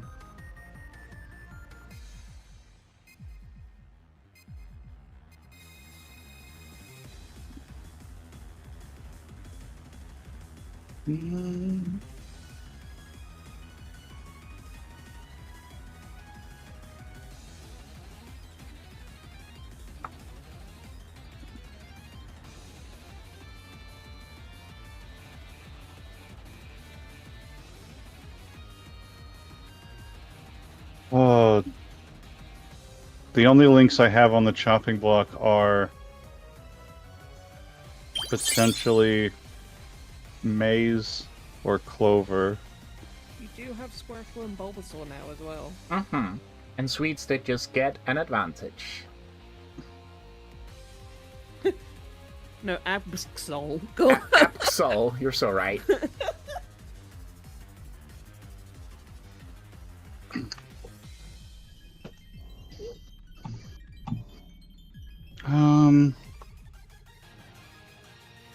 I'll say as well, as we've arrived at the scene and we've taken everything in, Charmander's got a little scarf like Squirtle and Bulbasaur do, right? Oh, yes. Yeah.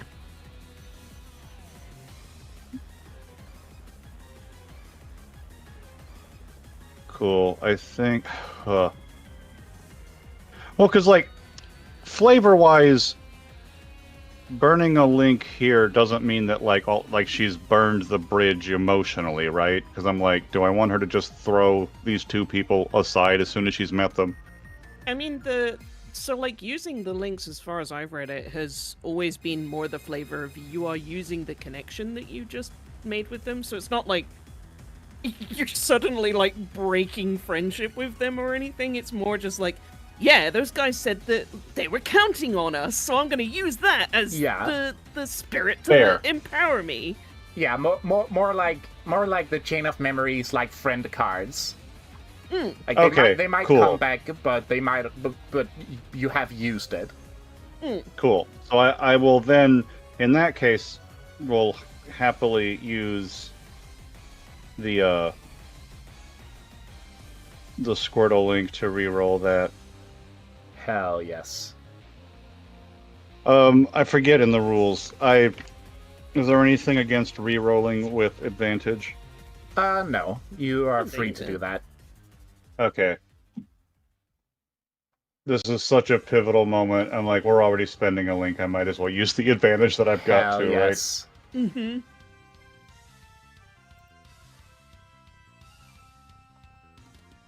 Sony. Boop. Boop. Nice. Oh, yeah. There we go. Oh god, I watched that 6 almost roll over with such... My heart almost stopped.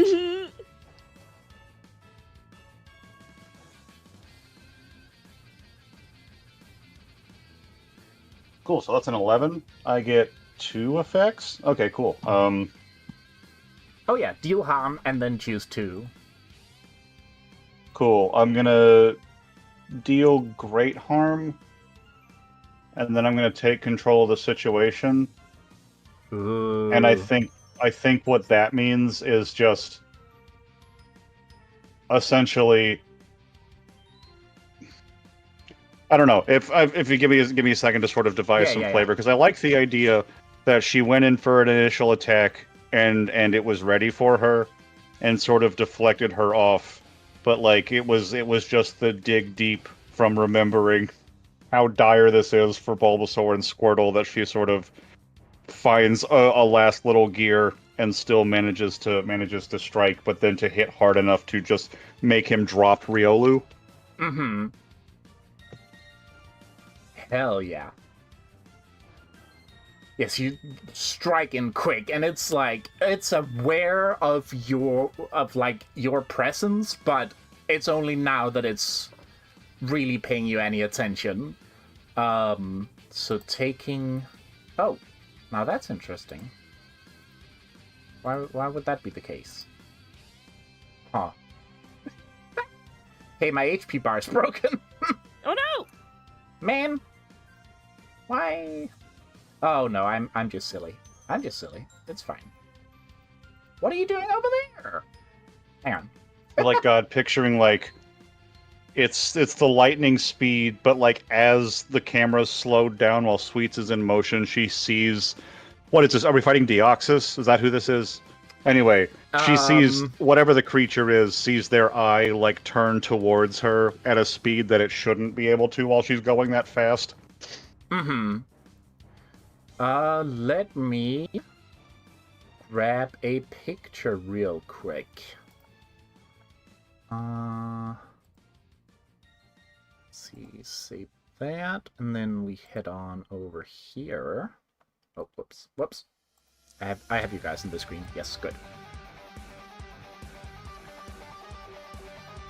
If this track has the fucking... I mean, you guys can hear it, so I guess that's fine.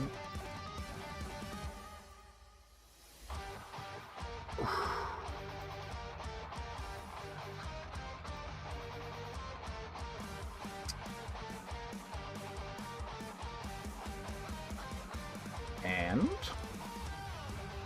there she is. May I grasp you? Oh.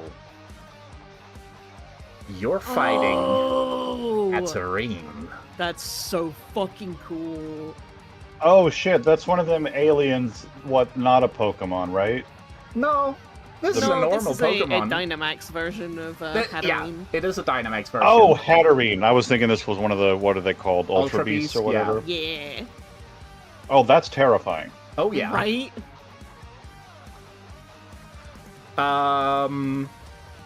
Right, sorry. What were we... Yeah, so you rush in, you strike it, and like the pain and the shock is enough for it to just drop Riolu and turn its attention on you.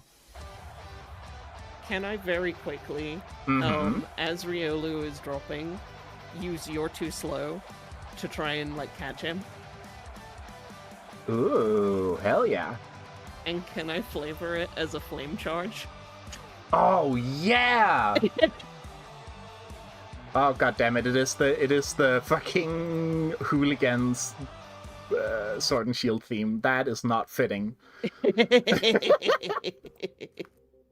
So I do have to. Does anyone need advantage set? I wouldn't mind one if we're giving them out. I have to spend a link, but I'm gonna spend Bulbasaur's link. Mm-hmm.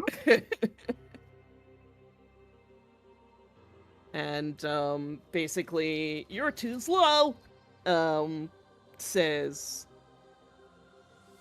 when you're attacked by someone who looks down on you, you can spend a link, dodge it, and immediately appear in an advantageous position. Hell yes. And yeah, I don't want to use this to harm, I want to use this to catch Riolu and scruff him and jump somewhere safer. Yeah! And as a fucking flame charge? Right, like I feel like the flavor of it is I feel like he dips his head down a little bit, the bell rings again with it like fire kind of spitting from it. His paws kind of light on fire and he leaps forward like super fast, like jet forward, and just humph grabs Riolu as he's falling, like clears over past Hatterene and skids before putting him down and sort of stepping in front of Riolu to protect him. Yeah! And sort of trying to decide which one of you it's gonna go for. Let me just see here.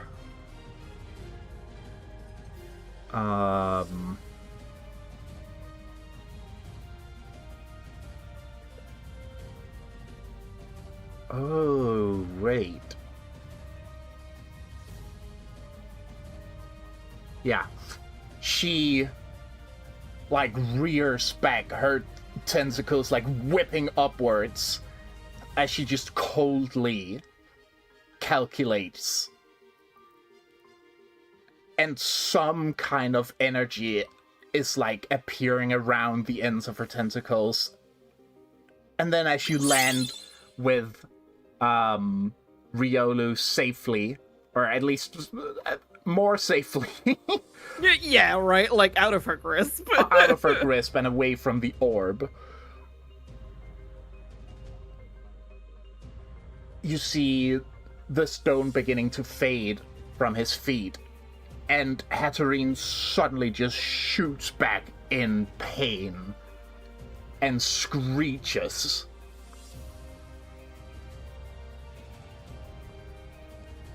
and she's just stunned, giving you the advantage. Oh shit. What?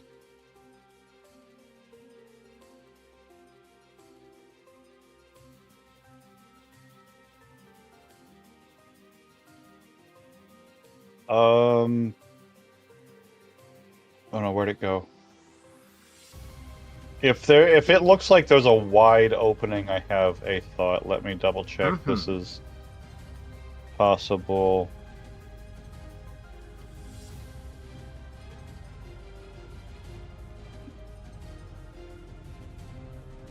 Got one of two moves that I want to use. We're getting so many advantages. Yeah! I'm trying to remember. Does Hyper Beam charge and then fire, or fire then charge? That's a great question. I think it just fires, right? Because it's Solar Beam that has to charge. Yeah. Because my thought was, if it's charge then fire, she would ask Rowan to cover her while she charges. But if it's fire then charge, then she'll fire it and then will, I assume, be vulnerable for whatever the equivalent of a turn is. Yes, it is that way around. So yeah, you fire it and then you have to recharge. Cool.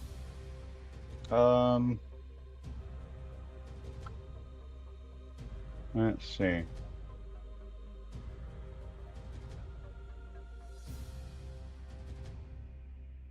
I'm trying to decide, because, like, Strike with Intent would obviously give me a mechanical advantage. I'm trying to decide if that's justifiable or if I would need to do Cast with Magic or Cast Magic. Is it a physical or a special attack? I mean, it's a special.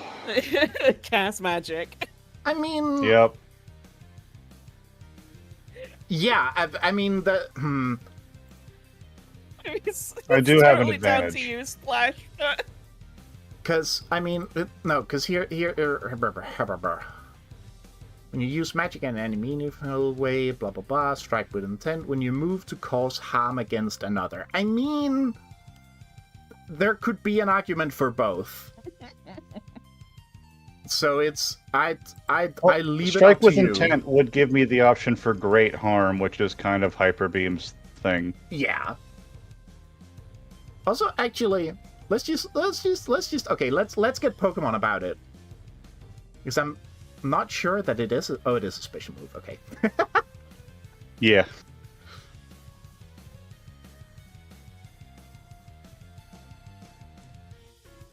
But no, I'd say that's up to you.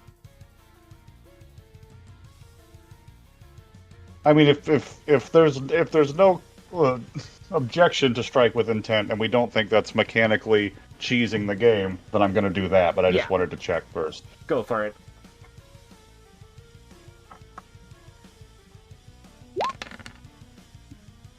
Oh, mama! Yeah! Hell yeah! Thank you, Dark. Hell yes. And And I mean, with the whole Dark makes you stronger, I wonder if... I mean, I mean, only just a Hyper Beam from a creature that counts as several, you could argue. Yeah, that's good shit. Ooh, I like that. So for flavor, I think we're gonna see Sweets' body, like, just shift kind of subtly, not in a way of like any specific shape, but like her feet sort of root her to the ground a little bit.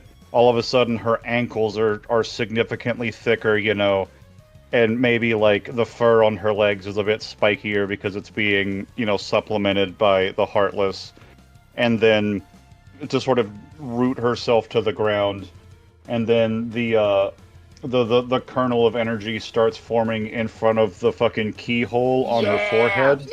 Yeah! And then I think the Hyper Beam is going to be like, if you sliced a chunk out of it, that it would be keyhole shaped. Yes! Oh my god! Yes!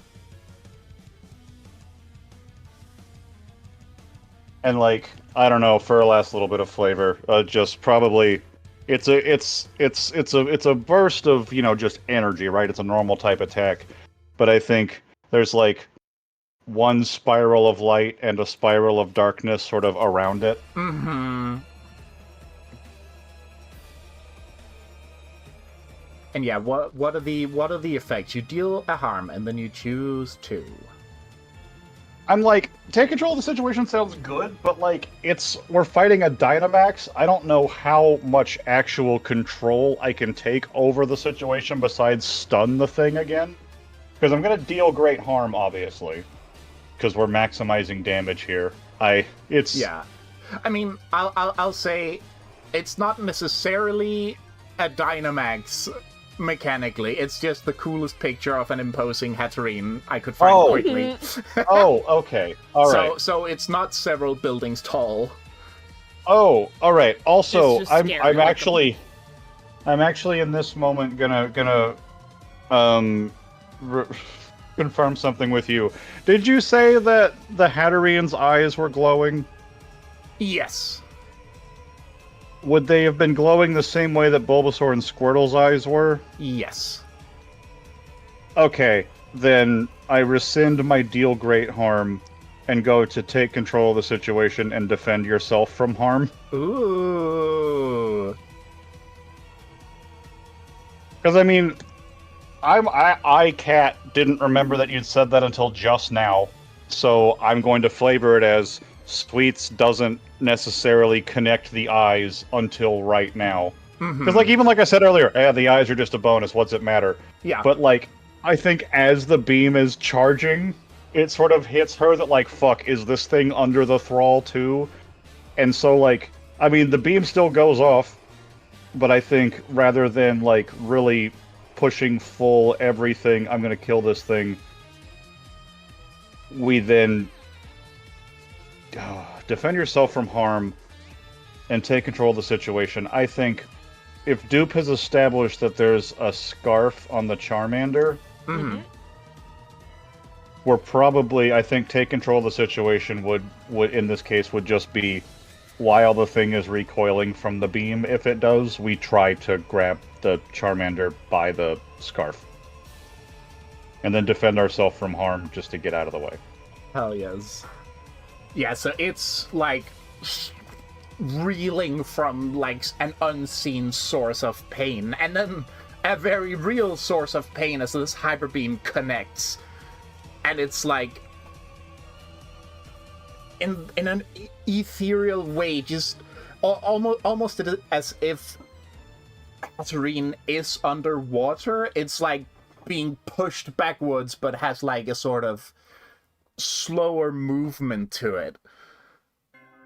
Ooh. And then you rush to this to Charmander, grabbing the scarf, getting ready to drag the stone statue if you have to. And then I'll kick it to Rowan. I think Ro is gonna like quickly look at the little Riolu and be like, "What is this thing? What happened here?" It's, I don't know, it's really angry and it doesn't like me. Okay, stay low, stay safe. We got this. Okay. And he's gonna watch as it like makes these weird ethereal moves and stuff. And he's gonna see that Sweets used like this big hyper beam and such, and as it's kind of like falling backwards, I think he's gonna like again duck his head down and just sort of like ready for an attack, which is gonna be a strike to subdue. And he's gonna use a double kick. Hell yes. As you're getting ready to use your double kick, you feel this aura of trust and like almost hero worship coming from Riolu, and you Get a +1 forward to this attack. Aw! And when he feels that, he's gonna sort of like grin, and like it's a big fanged grin, and he's gonna like furrow his brows a little bit, and he's gonna just sort of say, I feel fired up! Yeah! And Yeah! leap forward. Yeah! And like Even with -1 mastery, we still get Right? the 10. He does like a little somersault, like it's very showy, and then like as he's falling sort of over toward her, he's gonna kick with his back leggies. Yeah! So, you deal 1 harm and you choose 2 effects. Mm-hmm. So as the kick connects, it's like it looks like it's rooted to the ground and just falling while its feet or the bottom of it stays planted solidly. And you plant a swift double kick, fully slamming it into the ground. Ooh. And in the red light, it's hard to see exactly what's going on, but it looks like some sort of steam comes off its body, swirls around the orb, and then back into Hatterene, who should have been knocked out, but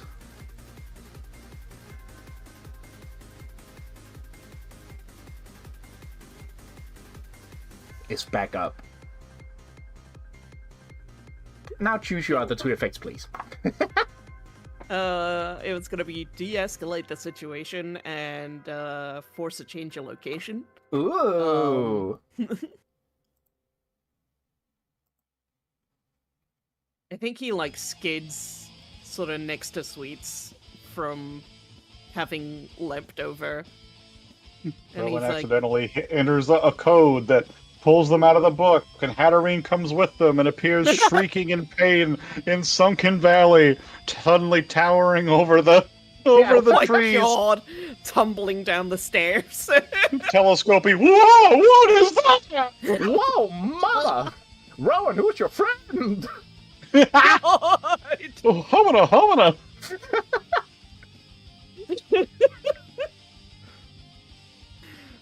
But he's gonna skid next to Sweets and just be like, oh, what the hell? That should have worked!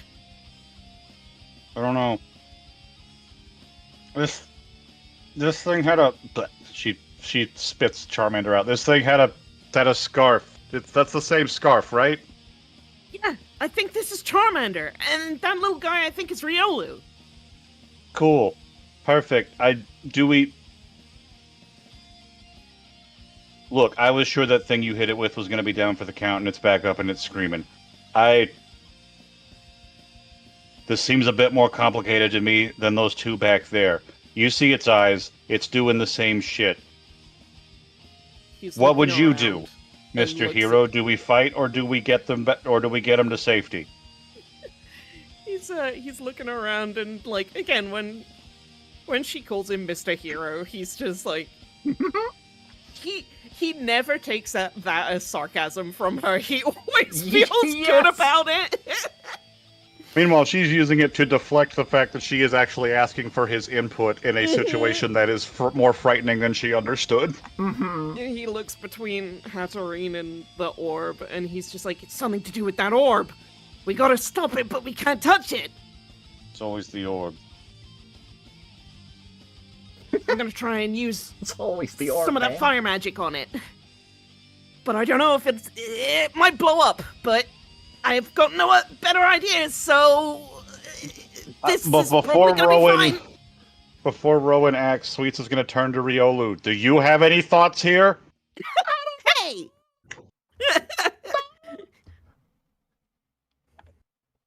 and you feel a sudden wave of fear emanating from it. It's very afraid of Absol. What? Oh, because no, like, oh, Please don't hurt me! you ask. I'm not. What? No, you're fine. We're here to help. Why are you shouting Your friends, at me? your friend. Because look, your friends Bulbasaur and Squirtle told us they were looking for you, and we're here to help you. Is this your other friend? Is this thing with the scarf? Yeah. Did I get the right one? Yeah. Okay. Now I need you to focus. Okay. Do you know anything about why that thing is like that? No. It uses the orb to turn people into stone. It uses the orb. Okay, no, Bowen, you're right. It's the orb. All right, we got to blow up that fucking orb. And in the meantime, Katarine has like again just a fluid moment, as if like she's not a creature with body as much as she is just like a piece of sentient cloth standing up slowly, like bending all the way from the feet that are still planted in the ground and just getting upright and taking the two of you in and then raising a tentacle. I think it's not like an inflatable, is it?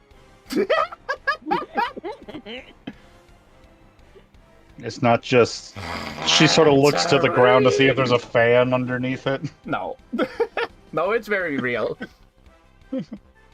Just sort of Rowan baps her with a paw and is just like, focus! What? Shut up. Alright. Rowan's strike to subdue. The de-escalation... The force of change of location, what's happening? Was that the get over to Sweets? I think so, yeah. Mm-hmm. That's not a change of location. Well, like, it was intended to be, but, like, it is stuck to the ground, so I guess when it got thrown to the ground, that was a slight change of location. Really? You're still you're still free to use it. Like that was it hit the ground and then came back mid move. However, your little chat has moved the clock quite a bit.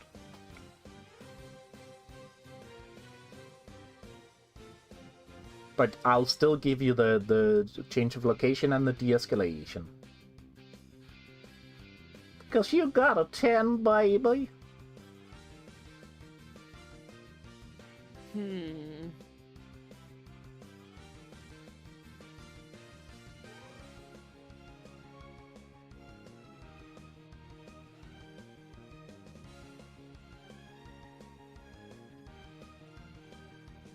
I'm like stuck for thought on this, just trying to think of like what else could work. I mean, I'll let you know. Like, it isn't. Hatterene is not stuck here. It just looks that way in the way it moves, but it is movable. Okay. Then yeah, like away from the orb would be the ideal location. Mm-hmm.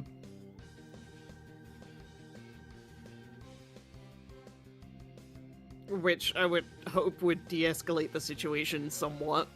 Probably. That puts Riolu out of harm's way. Yep.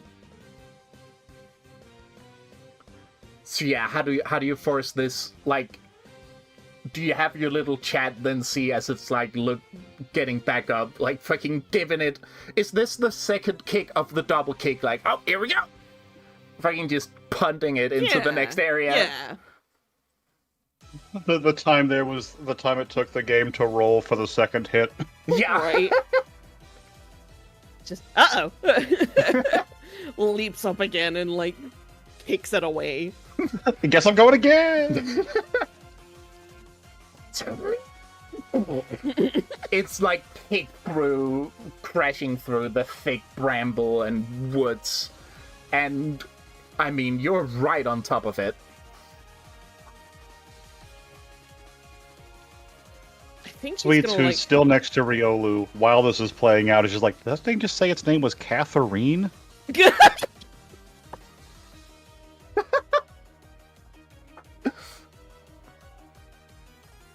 He's gonna look over Hatterene and just sort of like maybe just like try to like stand guard over it or like step away to not be caught by its tentacles. Mm-hmm. But he's keeping an eye on her. And she locks eyes with you. And then the color around her starts to like warp weirdly, and you're getting a sudden headache. You're being attacked psychically. Ooh. Yeah, joke's on you, this boy's immune to psychic damage. Hey! That brain's so smooth, shit bounces right off. Teflon Toracat. Anyway, none of this is canon, I'm not actually saying this. I can still hear you outside of the cannon! Shut up. You shut up! You're spoiling the moment. Go back to your thing. And yeah, you will be taking harm here, but you can defend from it or respond to it in some other way.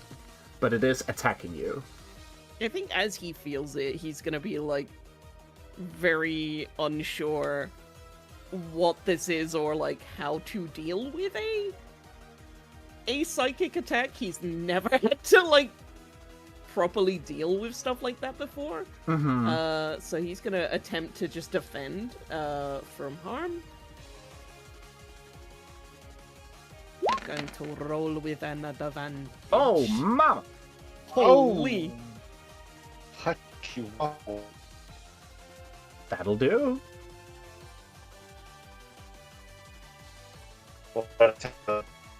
Uh-oh. Say something? We're having a bit of a robot. Hang on. We're just gonna... Whoop. And stream hasn't crashed. That's good to see. Hello. Beep, beep, beep. Hello, Yeah, chat. woo. Hello, chat. We're back. Ooh, yeah. Right, yeah. You roll a 12, so you fully prevent or avoid the danger. So, this attack is... She is attempting to reach into your mind and quell your emotions, your anger, your battle spirit, all of it. She's trying to silence it. As if! Yeah! Hell yeah. Imagine it just feels like fire in there. Mhm.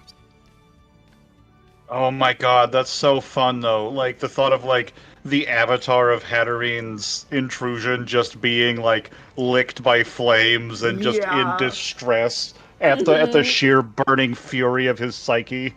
Mhm. And she like still on the ground with you on top is like clearly frustrated that didn't work. Yelp.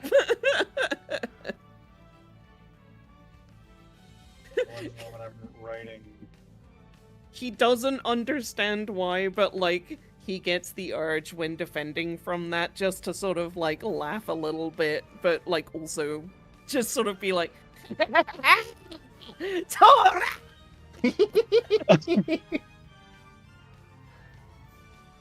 Like, calling it now. It's a permanent verbal tick that he has for the rest of the campaign. Yeah! I think while Rowan has chased Catherine off,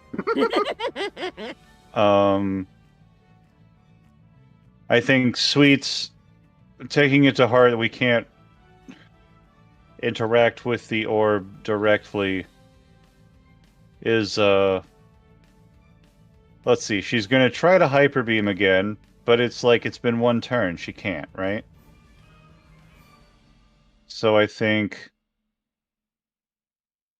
I don't know. I think the way she's interacting with the whole Pokemon thing is she really just feels like she's pressing mental buttons at random. Yeah. She pushed the big laser button and it went like it wasn't ready yet. So she pushes around again until she finds, oh, what do we get? Ooh, Shadow Ball. Ooh. And I'll cast Magic. Yeah! I do think there was a tangible moment of her like trying to get into the stance for Hyper Beam, only for it to just not happen, and then have to regroup. The fuck? Okay. Ooh, just got it with the 7.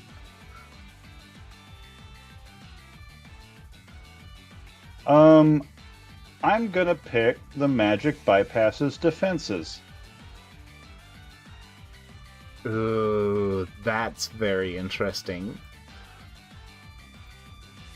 So if the orb had any sort of shielding or anything to protect whatever part of it holds the hit points, as it were, yeah, we just sort of slip past that and punch with Shadow Ball.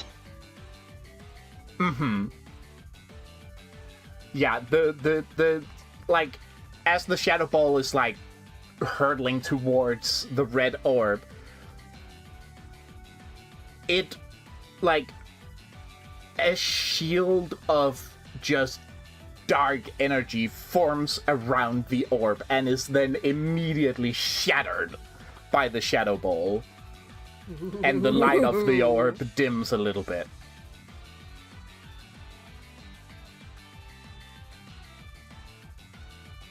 All right. And you said the light of the orb dims, but it is still illuminated. Oh yes. Excellent. And as the shadow orb passes over it and then explodes against the shield, and it dims down, you then hear a voice from the orb. Oh. Your darkness will be delicious. And a black tendril of pure darkness shoots out towards you. Uh-oh. Well, we are... God, I'm so torn between trying to defend from harm or to just invoke Dark Makes Me Stronger and just shrug it off. But with Dark Makes Me Stronger not requiring a roll, I feel like I would almost need to couple that with something. Like what? No one's edgier than me. I mean, that's it. This is the moment of, oh, please, Devil Doom, I'm Shadow the Hedgehog. Yes! That's what's happening here.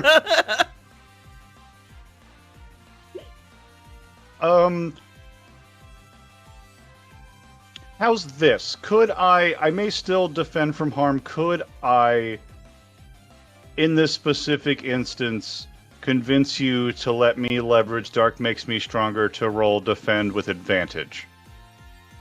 Yes. Absolutely.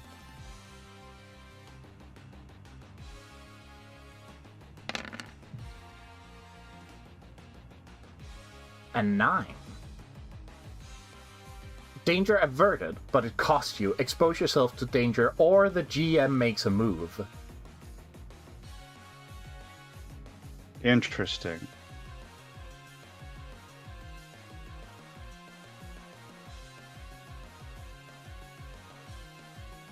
I sort of like the idea that, like it says, danger averted.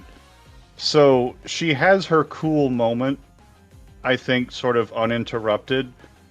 But I would be totally open to her little bit of darkness showboating costing her time for it to then act and do something else. And for like a make some move or expose yourself to danger, as it were.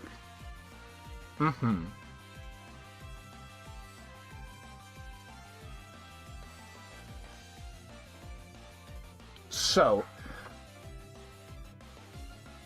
Oh, yeah. Could I Yes. could I propose one possible thing? I don't know how this would ripple out, but could if perhaps it's the Heartless that deflects it, but that is somehow, I don't know, it's come into contact with direct darkness. I don't know if there's some way to pull on that as a string for tension. Anyway, you're the DM. I don't need to tell you how to do your job. Ooh, that is fun. Just having fun in Flavor Town.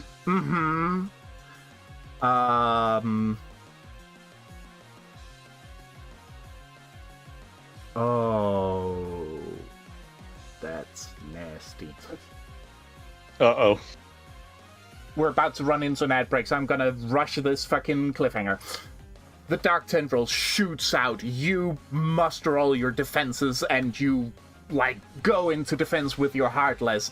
It comes out of the keyhole, grabs this Dark Tendril that's shooting out, and then the Dark Tendril yanks and rips it from you.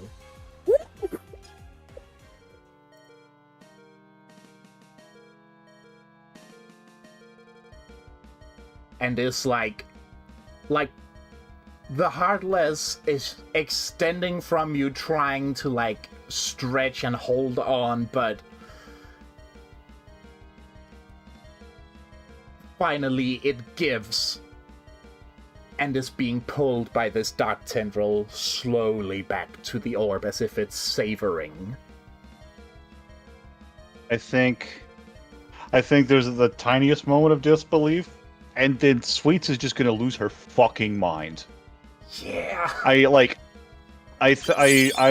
We're gonna strike with intent to start with, and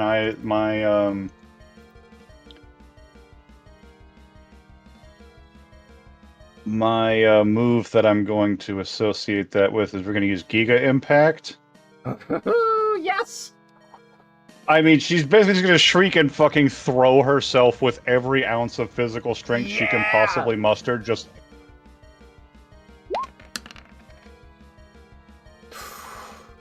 it's an 8. oh. But you can I can burn a link to reroll.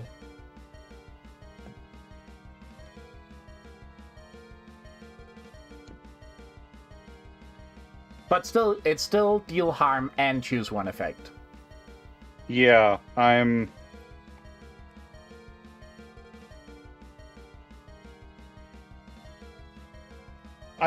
straight up, I would imagine that take control of the situation in this case would not extend as far as I take the Heartless back. Correct? That would feel too cheap. Yes.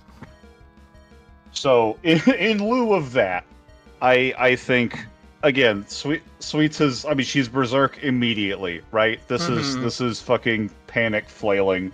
So we're just gonna deal great harm. Yeah. Yeah. I like forget what Mega Impact looks like, but I mean, it's just claws and hate. Yeah, right. Going like nuts in this orb. Literally every bit of force she can possibly put behind. Like probably even though Mega Absols are flightless, her wings probably like unfold real big as she's leaned down with all three horns pointed, sharp point ahead, you know. Mm-hmm. And if I might add some flavor to that. Oh, please. Like you're like just slamming into this orb with everything you've got. You're scratching and biting and using your horns, and you feel the glassy material of it crack under your claws, and then you put your other claw on it and just crunch. And it doesn't break apart, but like big fractures shoot out all over it, and like parts of it flake off as it is nearly destroyed. Whoa.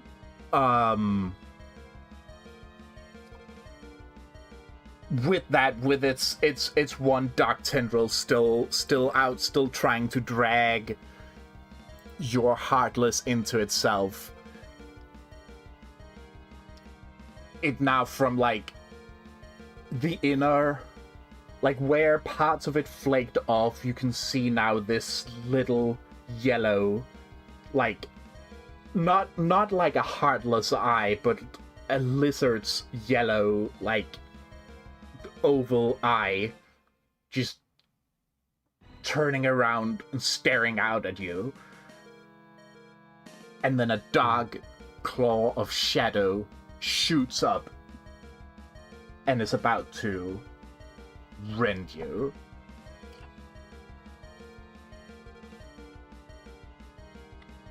One moment as I write that down. Alright, Sweets is at 3. No, it hasn't dealt the damage to you yet. You still get to... Oh, I know. I'm asking Oh, yes. while trying to decide right, yes, if... she is at 3, yeah.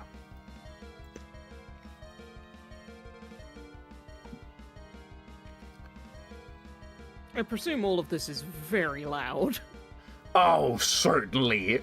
Like this sudden booming evil voice ringing out.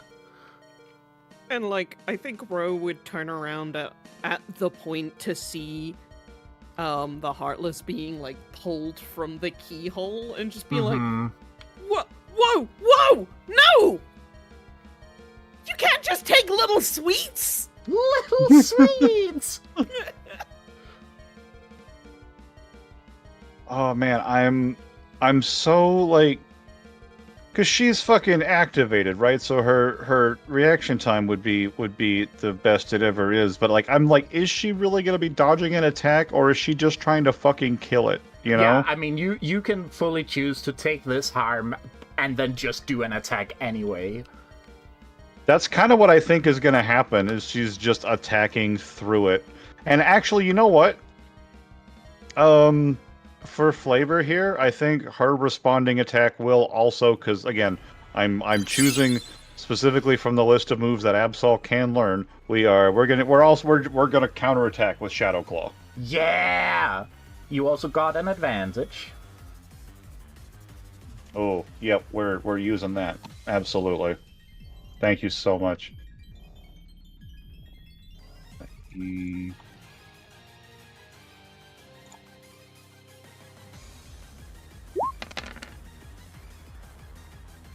It's another 8. Oh. Cool. I mean, honestly, this feels flavor-wise like it reinforces the moment. Yeah, I'm gonna choose deal great harm and allow whatever it was doing straight through. But we're sort of, I mean, it's almost like Actually, you know what? This is going to be functionally the same thing, but I am going to be super pedantic here. Yeah. And she's actually going to use me first Yeah! Oh! which is where you use the opponent's move against it and at Yes! 150%. So that's the great harm, Yes! but she does still. Shit. Oh, that's fucking sick. Yeah, But so, then, yeah, she's still fully open to the Shadow Claw that it's throwing instead. yeah, so as the Shadow Claw is about to dig into you, what is essentially the Pokemon version of Chaos Control, flip its fucking attack on itself, like, mirror its attack, and, like, from you comes this giant shadow hand with red-tipped fingers. Just as you're still grabbing onto this orb with your claws, your now shadow claw is also grabbing onto it, and just squeezing. And you feel the claw of the orb dig into you, and you just squeeze through the pain.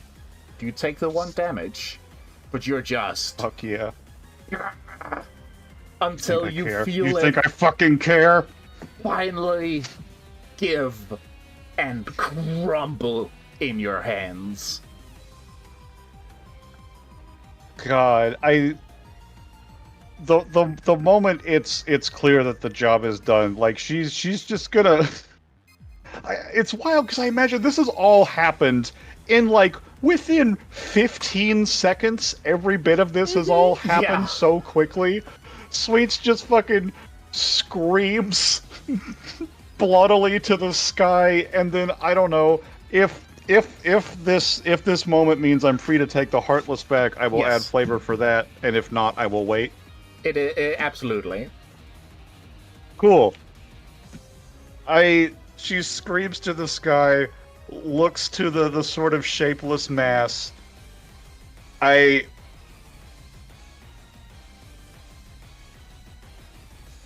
And as cheesy as it sounds, like she just top of her lungs yells, "You come home now!" And like almost like a vortex opens up and just directly it is pulled fully back into the keyhole and its eyes blink back on. Yeah. Oh, fuck. Ro is watching with shock, just like, whoa. And, like, as the Heartless is reabsorbed, there is a loud thunderclap. As dark energy shoots up, like it's dragged in from everywhere around you and shoots up from where the crumbling bits of the orb was. And Rowan being on top of this Hatterene, you can see its dark aura is being pulled away, its eyes turn back to normal. It's like emotionless. Anger turns into confusion, and the darkness shoots up and then disperses harmlessly.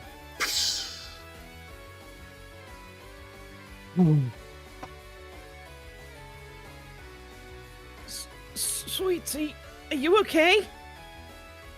And he like looks at the Hatterene real quick just to check, like, she's fine, and then runs over to Sweets and is just like, hey, speak to me.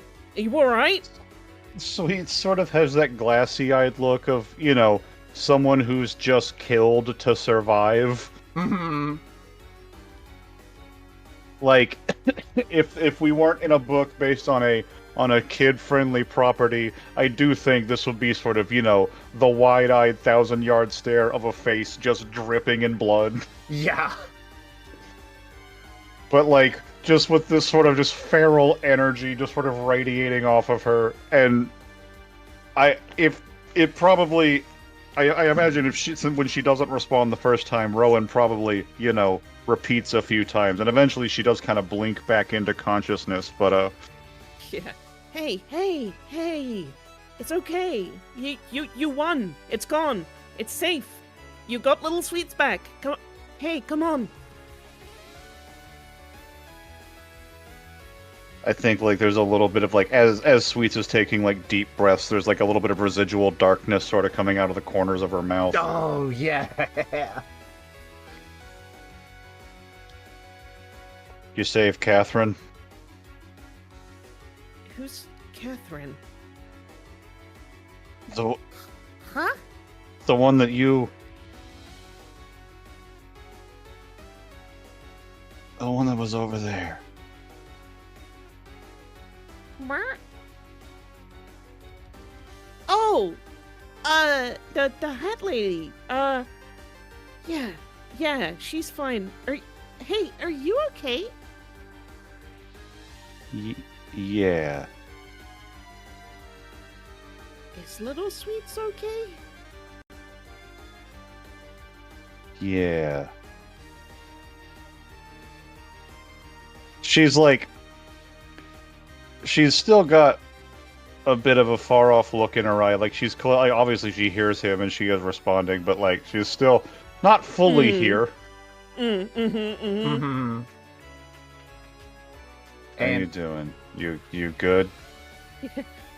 Yeah, you had me worried there, you know? Like, I'm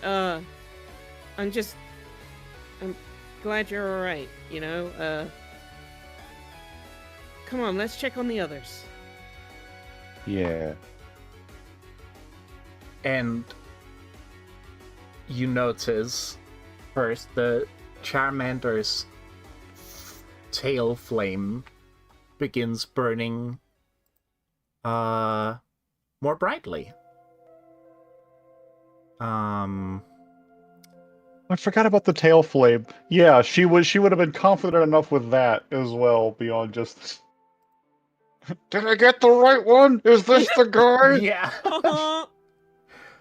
And starting from the flame, the stone begins to fade and turn back into flesh. And this is happening to all the statues in this clearing that was once lit only by the dark glow of the orb. Now, somehow the trees are letting sunlight back in, and you are reminded that it's daylight as warm sun comes in and warms you. And Riolu, now with his little feetsies free of stone. Oh, no more concrete shoes. No more concrete shoe. Comes over to you, still a little unsure on his legs. Wow. Wow. That was scary. That was so cool. I want to be like you when I grow up. Is he directing that to both of them? Yes. Ro is trapped for a moment in pure... a wish fulfillment thing has happened. Yeah. And he's like... Whoa.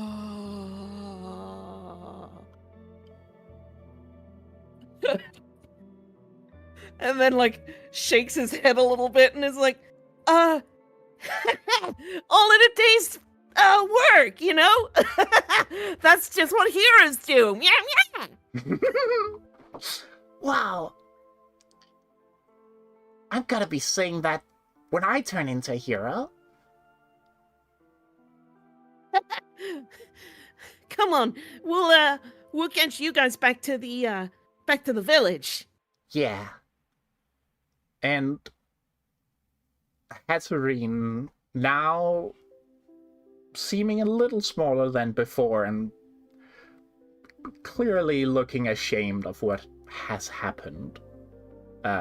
Clearly struggling with a migraine, comes closer to you, still keeping somewhat of a distance, and says, Hey, I'm...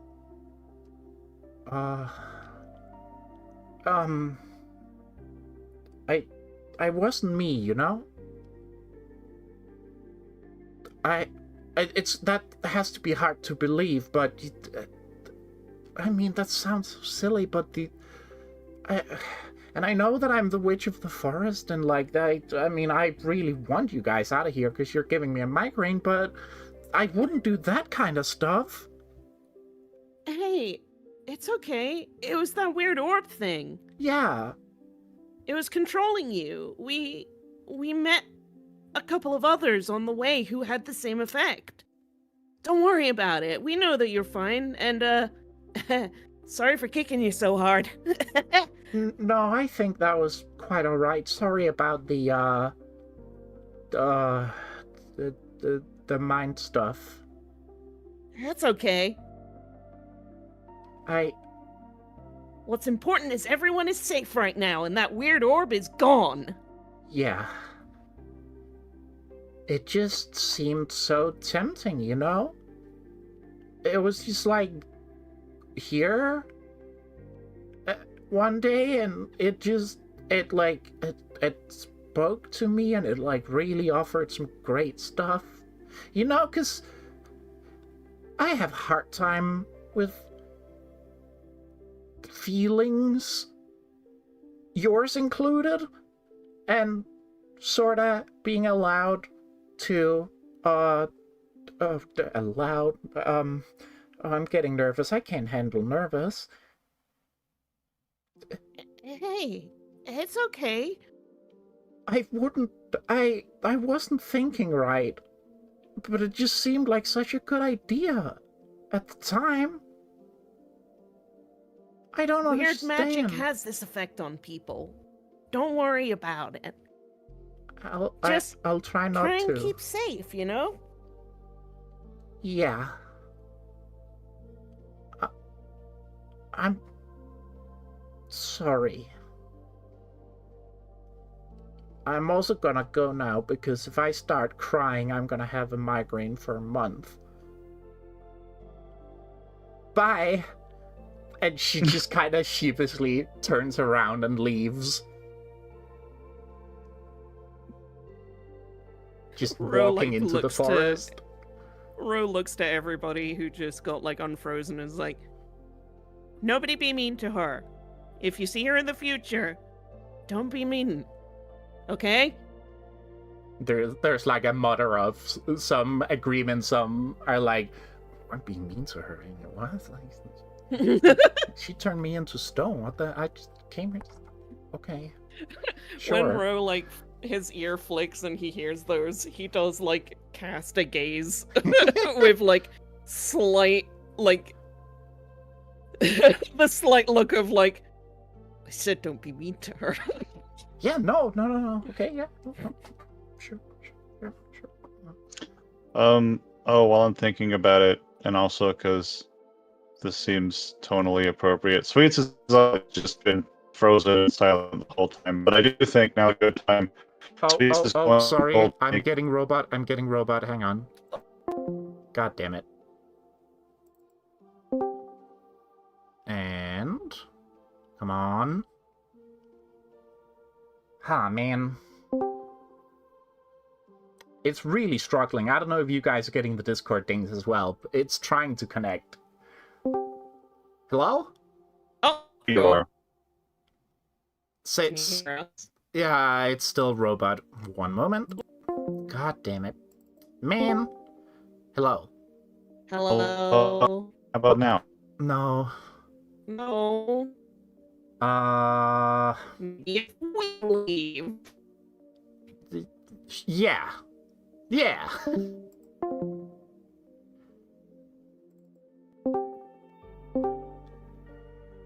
Hey, howdy. There we go. All right. Sorry about Hell that. yeah. Okay, so... All right. Yeah, what were you saying? Sweets has been sort of frozen this whole time, but I think now is a good time. I'm gonna roll to make heart links with both Hatterene and Riolu. Oh! Yeah!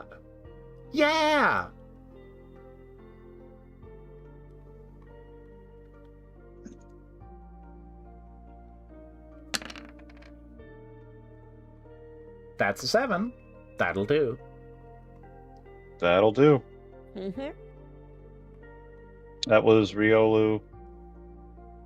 I realize now I should have said that before rolling, but oh well. Oh well. Before Rioling, as it were.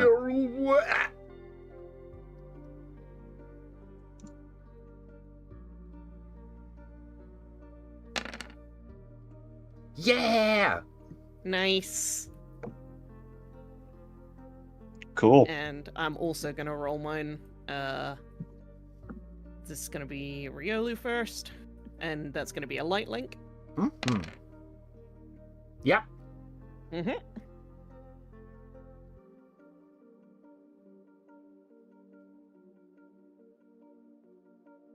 I think a light link with Hatterene as well. Yeah! Or not. Or some not. experience is fine. Some experience, yeah.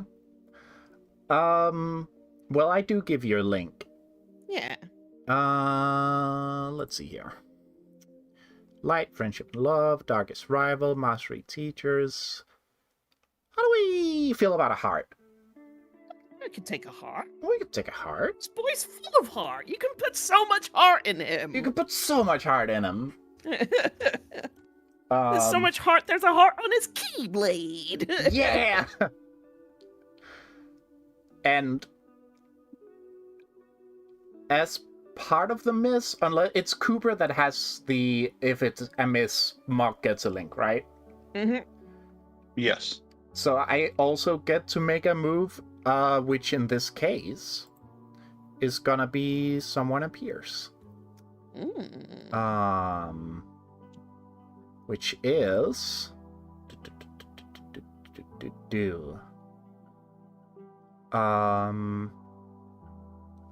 you hear wing beats from above,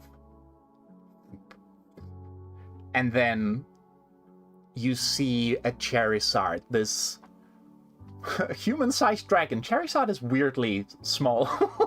He's smaller than you think he is. Yeah, this lizard with wings flying over you, and another Pokemon similar to Riolu, but clearly the adult version of it, riding atop the Charizard, shouting, "There! There! Land here!" And they land in the clearing. And Lucario immediately rushes to Riolu and hugs him. And Charizard rushes to Charmander and takes him into an embrace and, like, gently blows some fire to, like, give him some heat. Like, fire that will, you know, burn anybody else, but for a fire Pokemon, that's just nice. Rose getting a pang in his heart that makes him think about Master Effort No! when he sees that. Sweets has already been trying not to cry in front of all these strangers, and like, okay, well fuck, there it is. The moment the fucking Charizard dad thing happens, no, she runs off. Oh. Just, it's a lot has happened. Yeah. That is very affecting to her specifically emotionally in the last, like, 5 minutes. Yeah. I think Like, the whole, even if for a moment, the whole loss of the Heartless, even if just the trauma of feeling like it was real when it wasn't, you know, that is still there. And then on top of, no one has ever spoken to her in any way even close to what Riolu just said. She doesn't know how to fucking process that. I mean, she almost had a meltdown when people at City Hall said, "Hey, thanks for your help." Let alone this starry-eyed kid calling them heroes.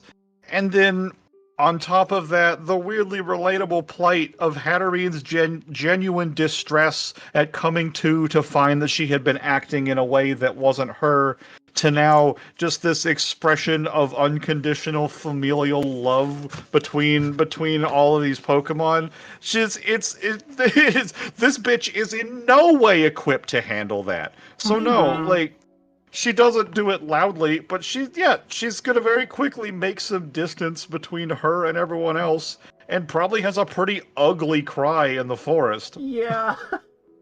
Rose gonna, like, look to where she ran off and then also to the two who've just shown up and is just like, hey,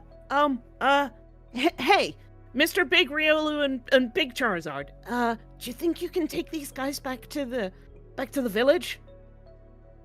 Yeah, no problem. But it's your friend. But did we do? That's okay. I'll go after her. She's not used to this kind of stuff. All right. Say, tell Bulbasaur and Charizard. Tell Bulbasaur and Squirtle that Yeah. we had to go. But thank you. Before you go, and the Charizard grabs like from a fucking. It has like a fanny pack because of it's a dad. Yeah. Oh yeah. Grabs what seem to be like two stones or like gemstones of some kind. One that's like darkish grayish and one that's like a dark red color, and throws them to you. These are as a thanks. We'd say more thanks, but you've got a friend to take care of, so please go. Yeah. And Ro catches it with his tail. Yeah. And puts the stones in his hood, Yeah. which puts them in his inventory. Yes. And he's like, thanks everyone! Riolu, Charmander, you take care!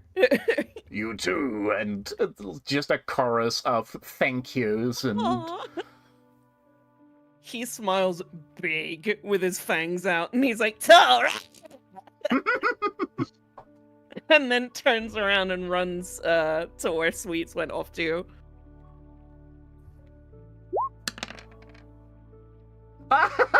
I see. Mhm. Well, That's so fair. you get one.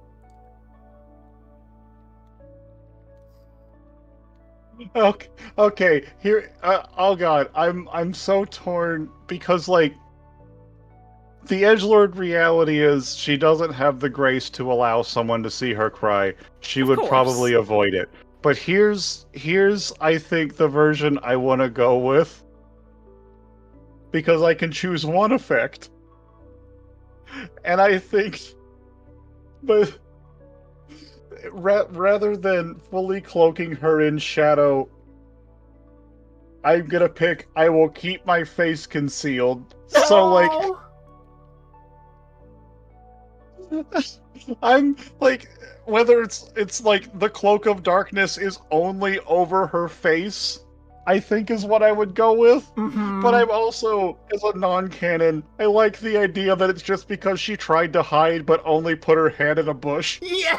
I Right, will like keep my face concealed. poked her head into like a low owl hole or something. Doing like the cat like face full into like a carpet. Yeah. Yep.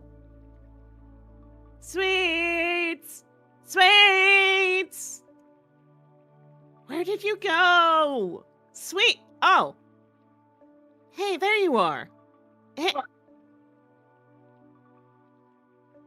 come on! You don't need to hide. It's fine. Hang on, give me a second. To her, it wouldn't be funny. I'm still stuck in the moment of it's funny to me right now. Mm-hmm. Because this animal is just poking its face in a bush. Yeah, but like, it's... Like, what are you doing? Get back in the moment. Get back in the moment, Kat. This isn't funny to her at all. Shut up. Just give me a minute, alright?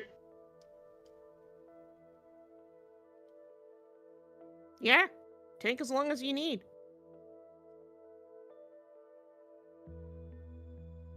Oh, okay. No, but I think she does. Probably doesn't say anything, but is internally surprised at how easy that was, but appreciates it. Mhm. Does he then just go back to where to everybody else, or what does he do then?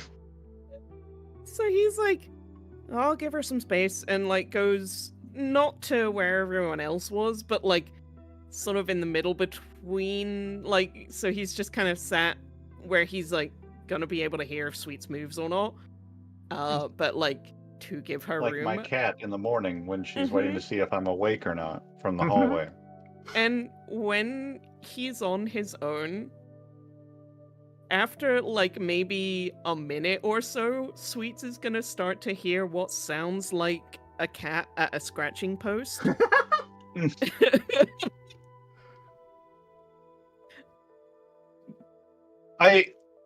Perfect. So I don't necessarily think it's because she finds any real emotional closure.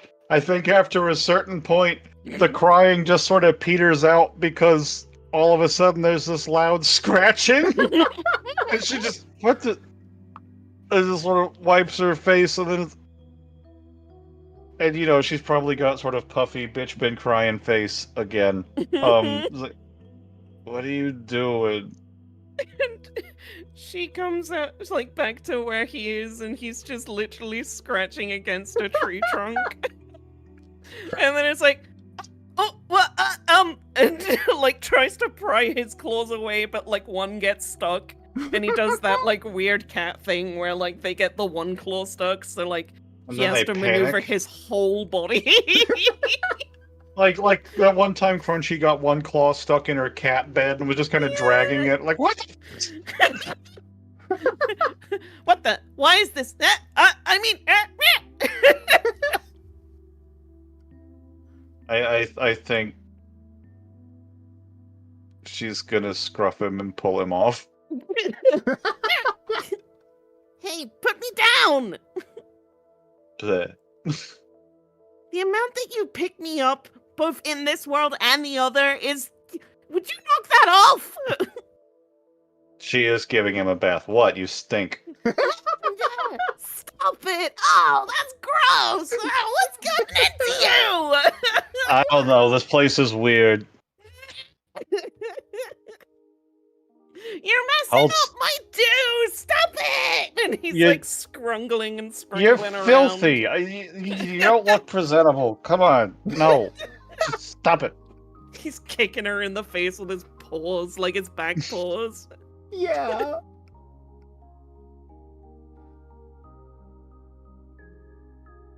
Okay.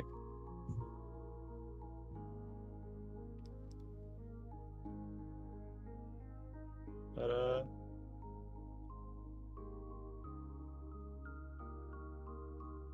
yeah. I imagine this goes on for at least a minute. Mhm. For a bit.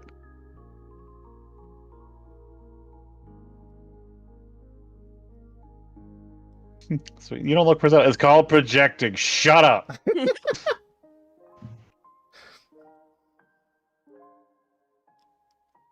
And yeah, if eventually as the situation peters out, Rowan, you remember the cute gemstones that you were given? Mm-hmm. Once Rowan, she's don't eat it. done, once she's done giving him a bath, he like sort of he gets back up and just shakes off completely. And like his hair kind of like spikes back out again, the way that he likes it. And he's like, listen, we got some gifts from those little animals. Here.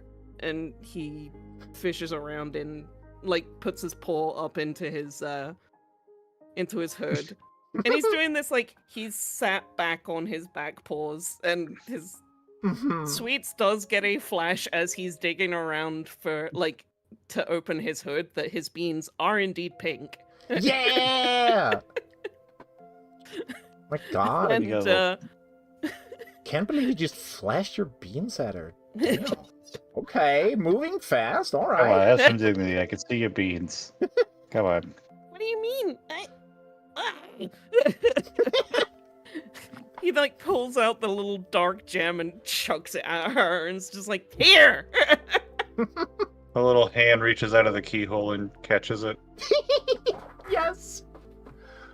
And then I think looking it over, if it's not a heart, does just sort of toss it. yeah. Yeah, it's not a heart. Not a heart. Not a heart. I don't know how an Absol catches things, but like I don't know, sort of heavy paws it and picks it up. Yeah. And it gives off like a nice warmth. And like it's almost like it's a glass crystal filled with like a black and white smoke sort of swirling around. And as you're just kind of taking this in, just kind of looking at it, you feel a hidden potential within you unlock. Was it a rare candy? No, it's not rare candy. No. Okay. That would have been great, though. It should have been. Damn it. Oh well. What the? What? Delicious, though. No, this has unlocked your hidden ability, which is Oh my god. justified.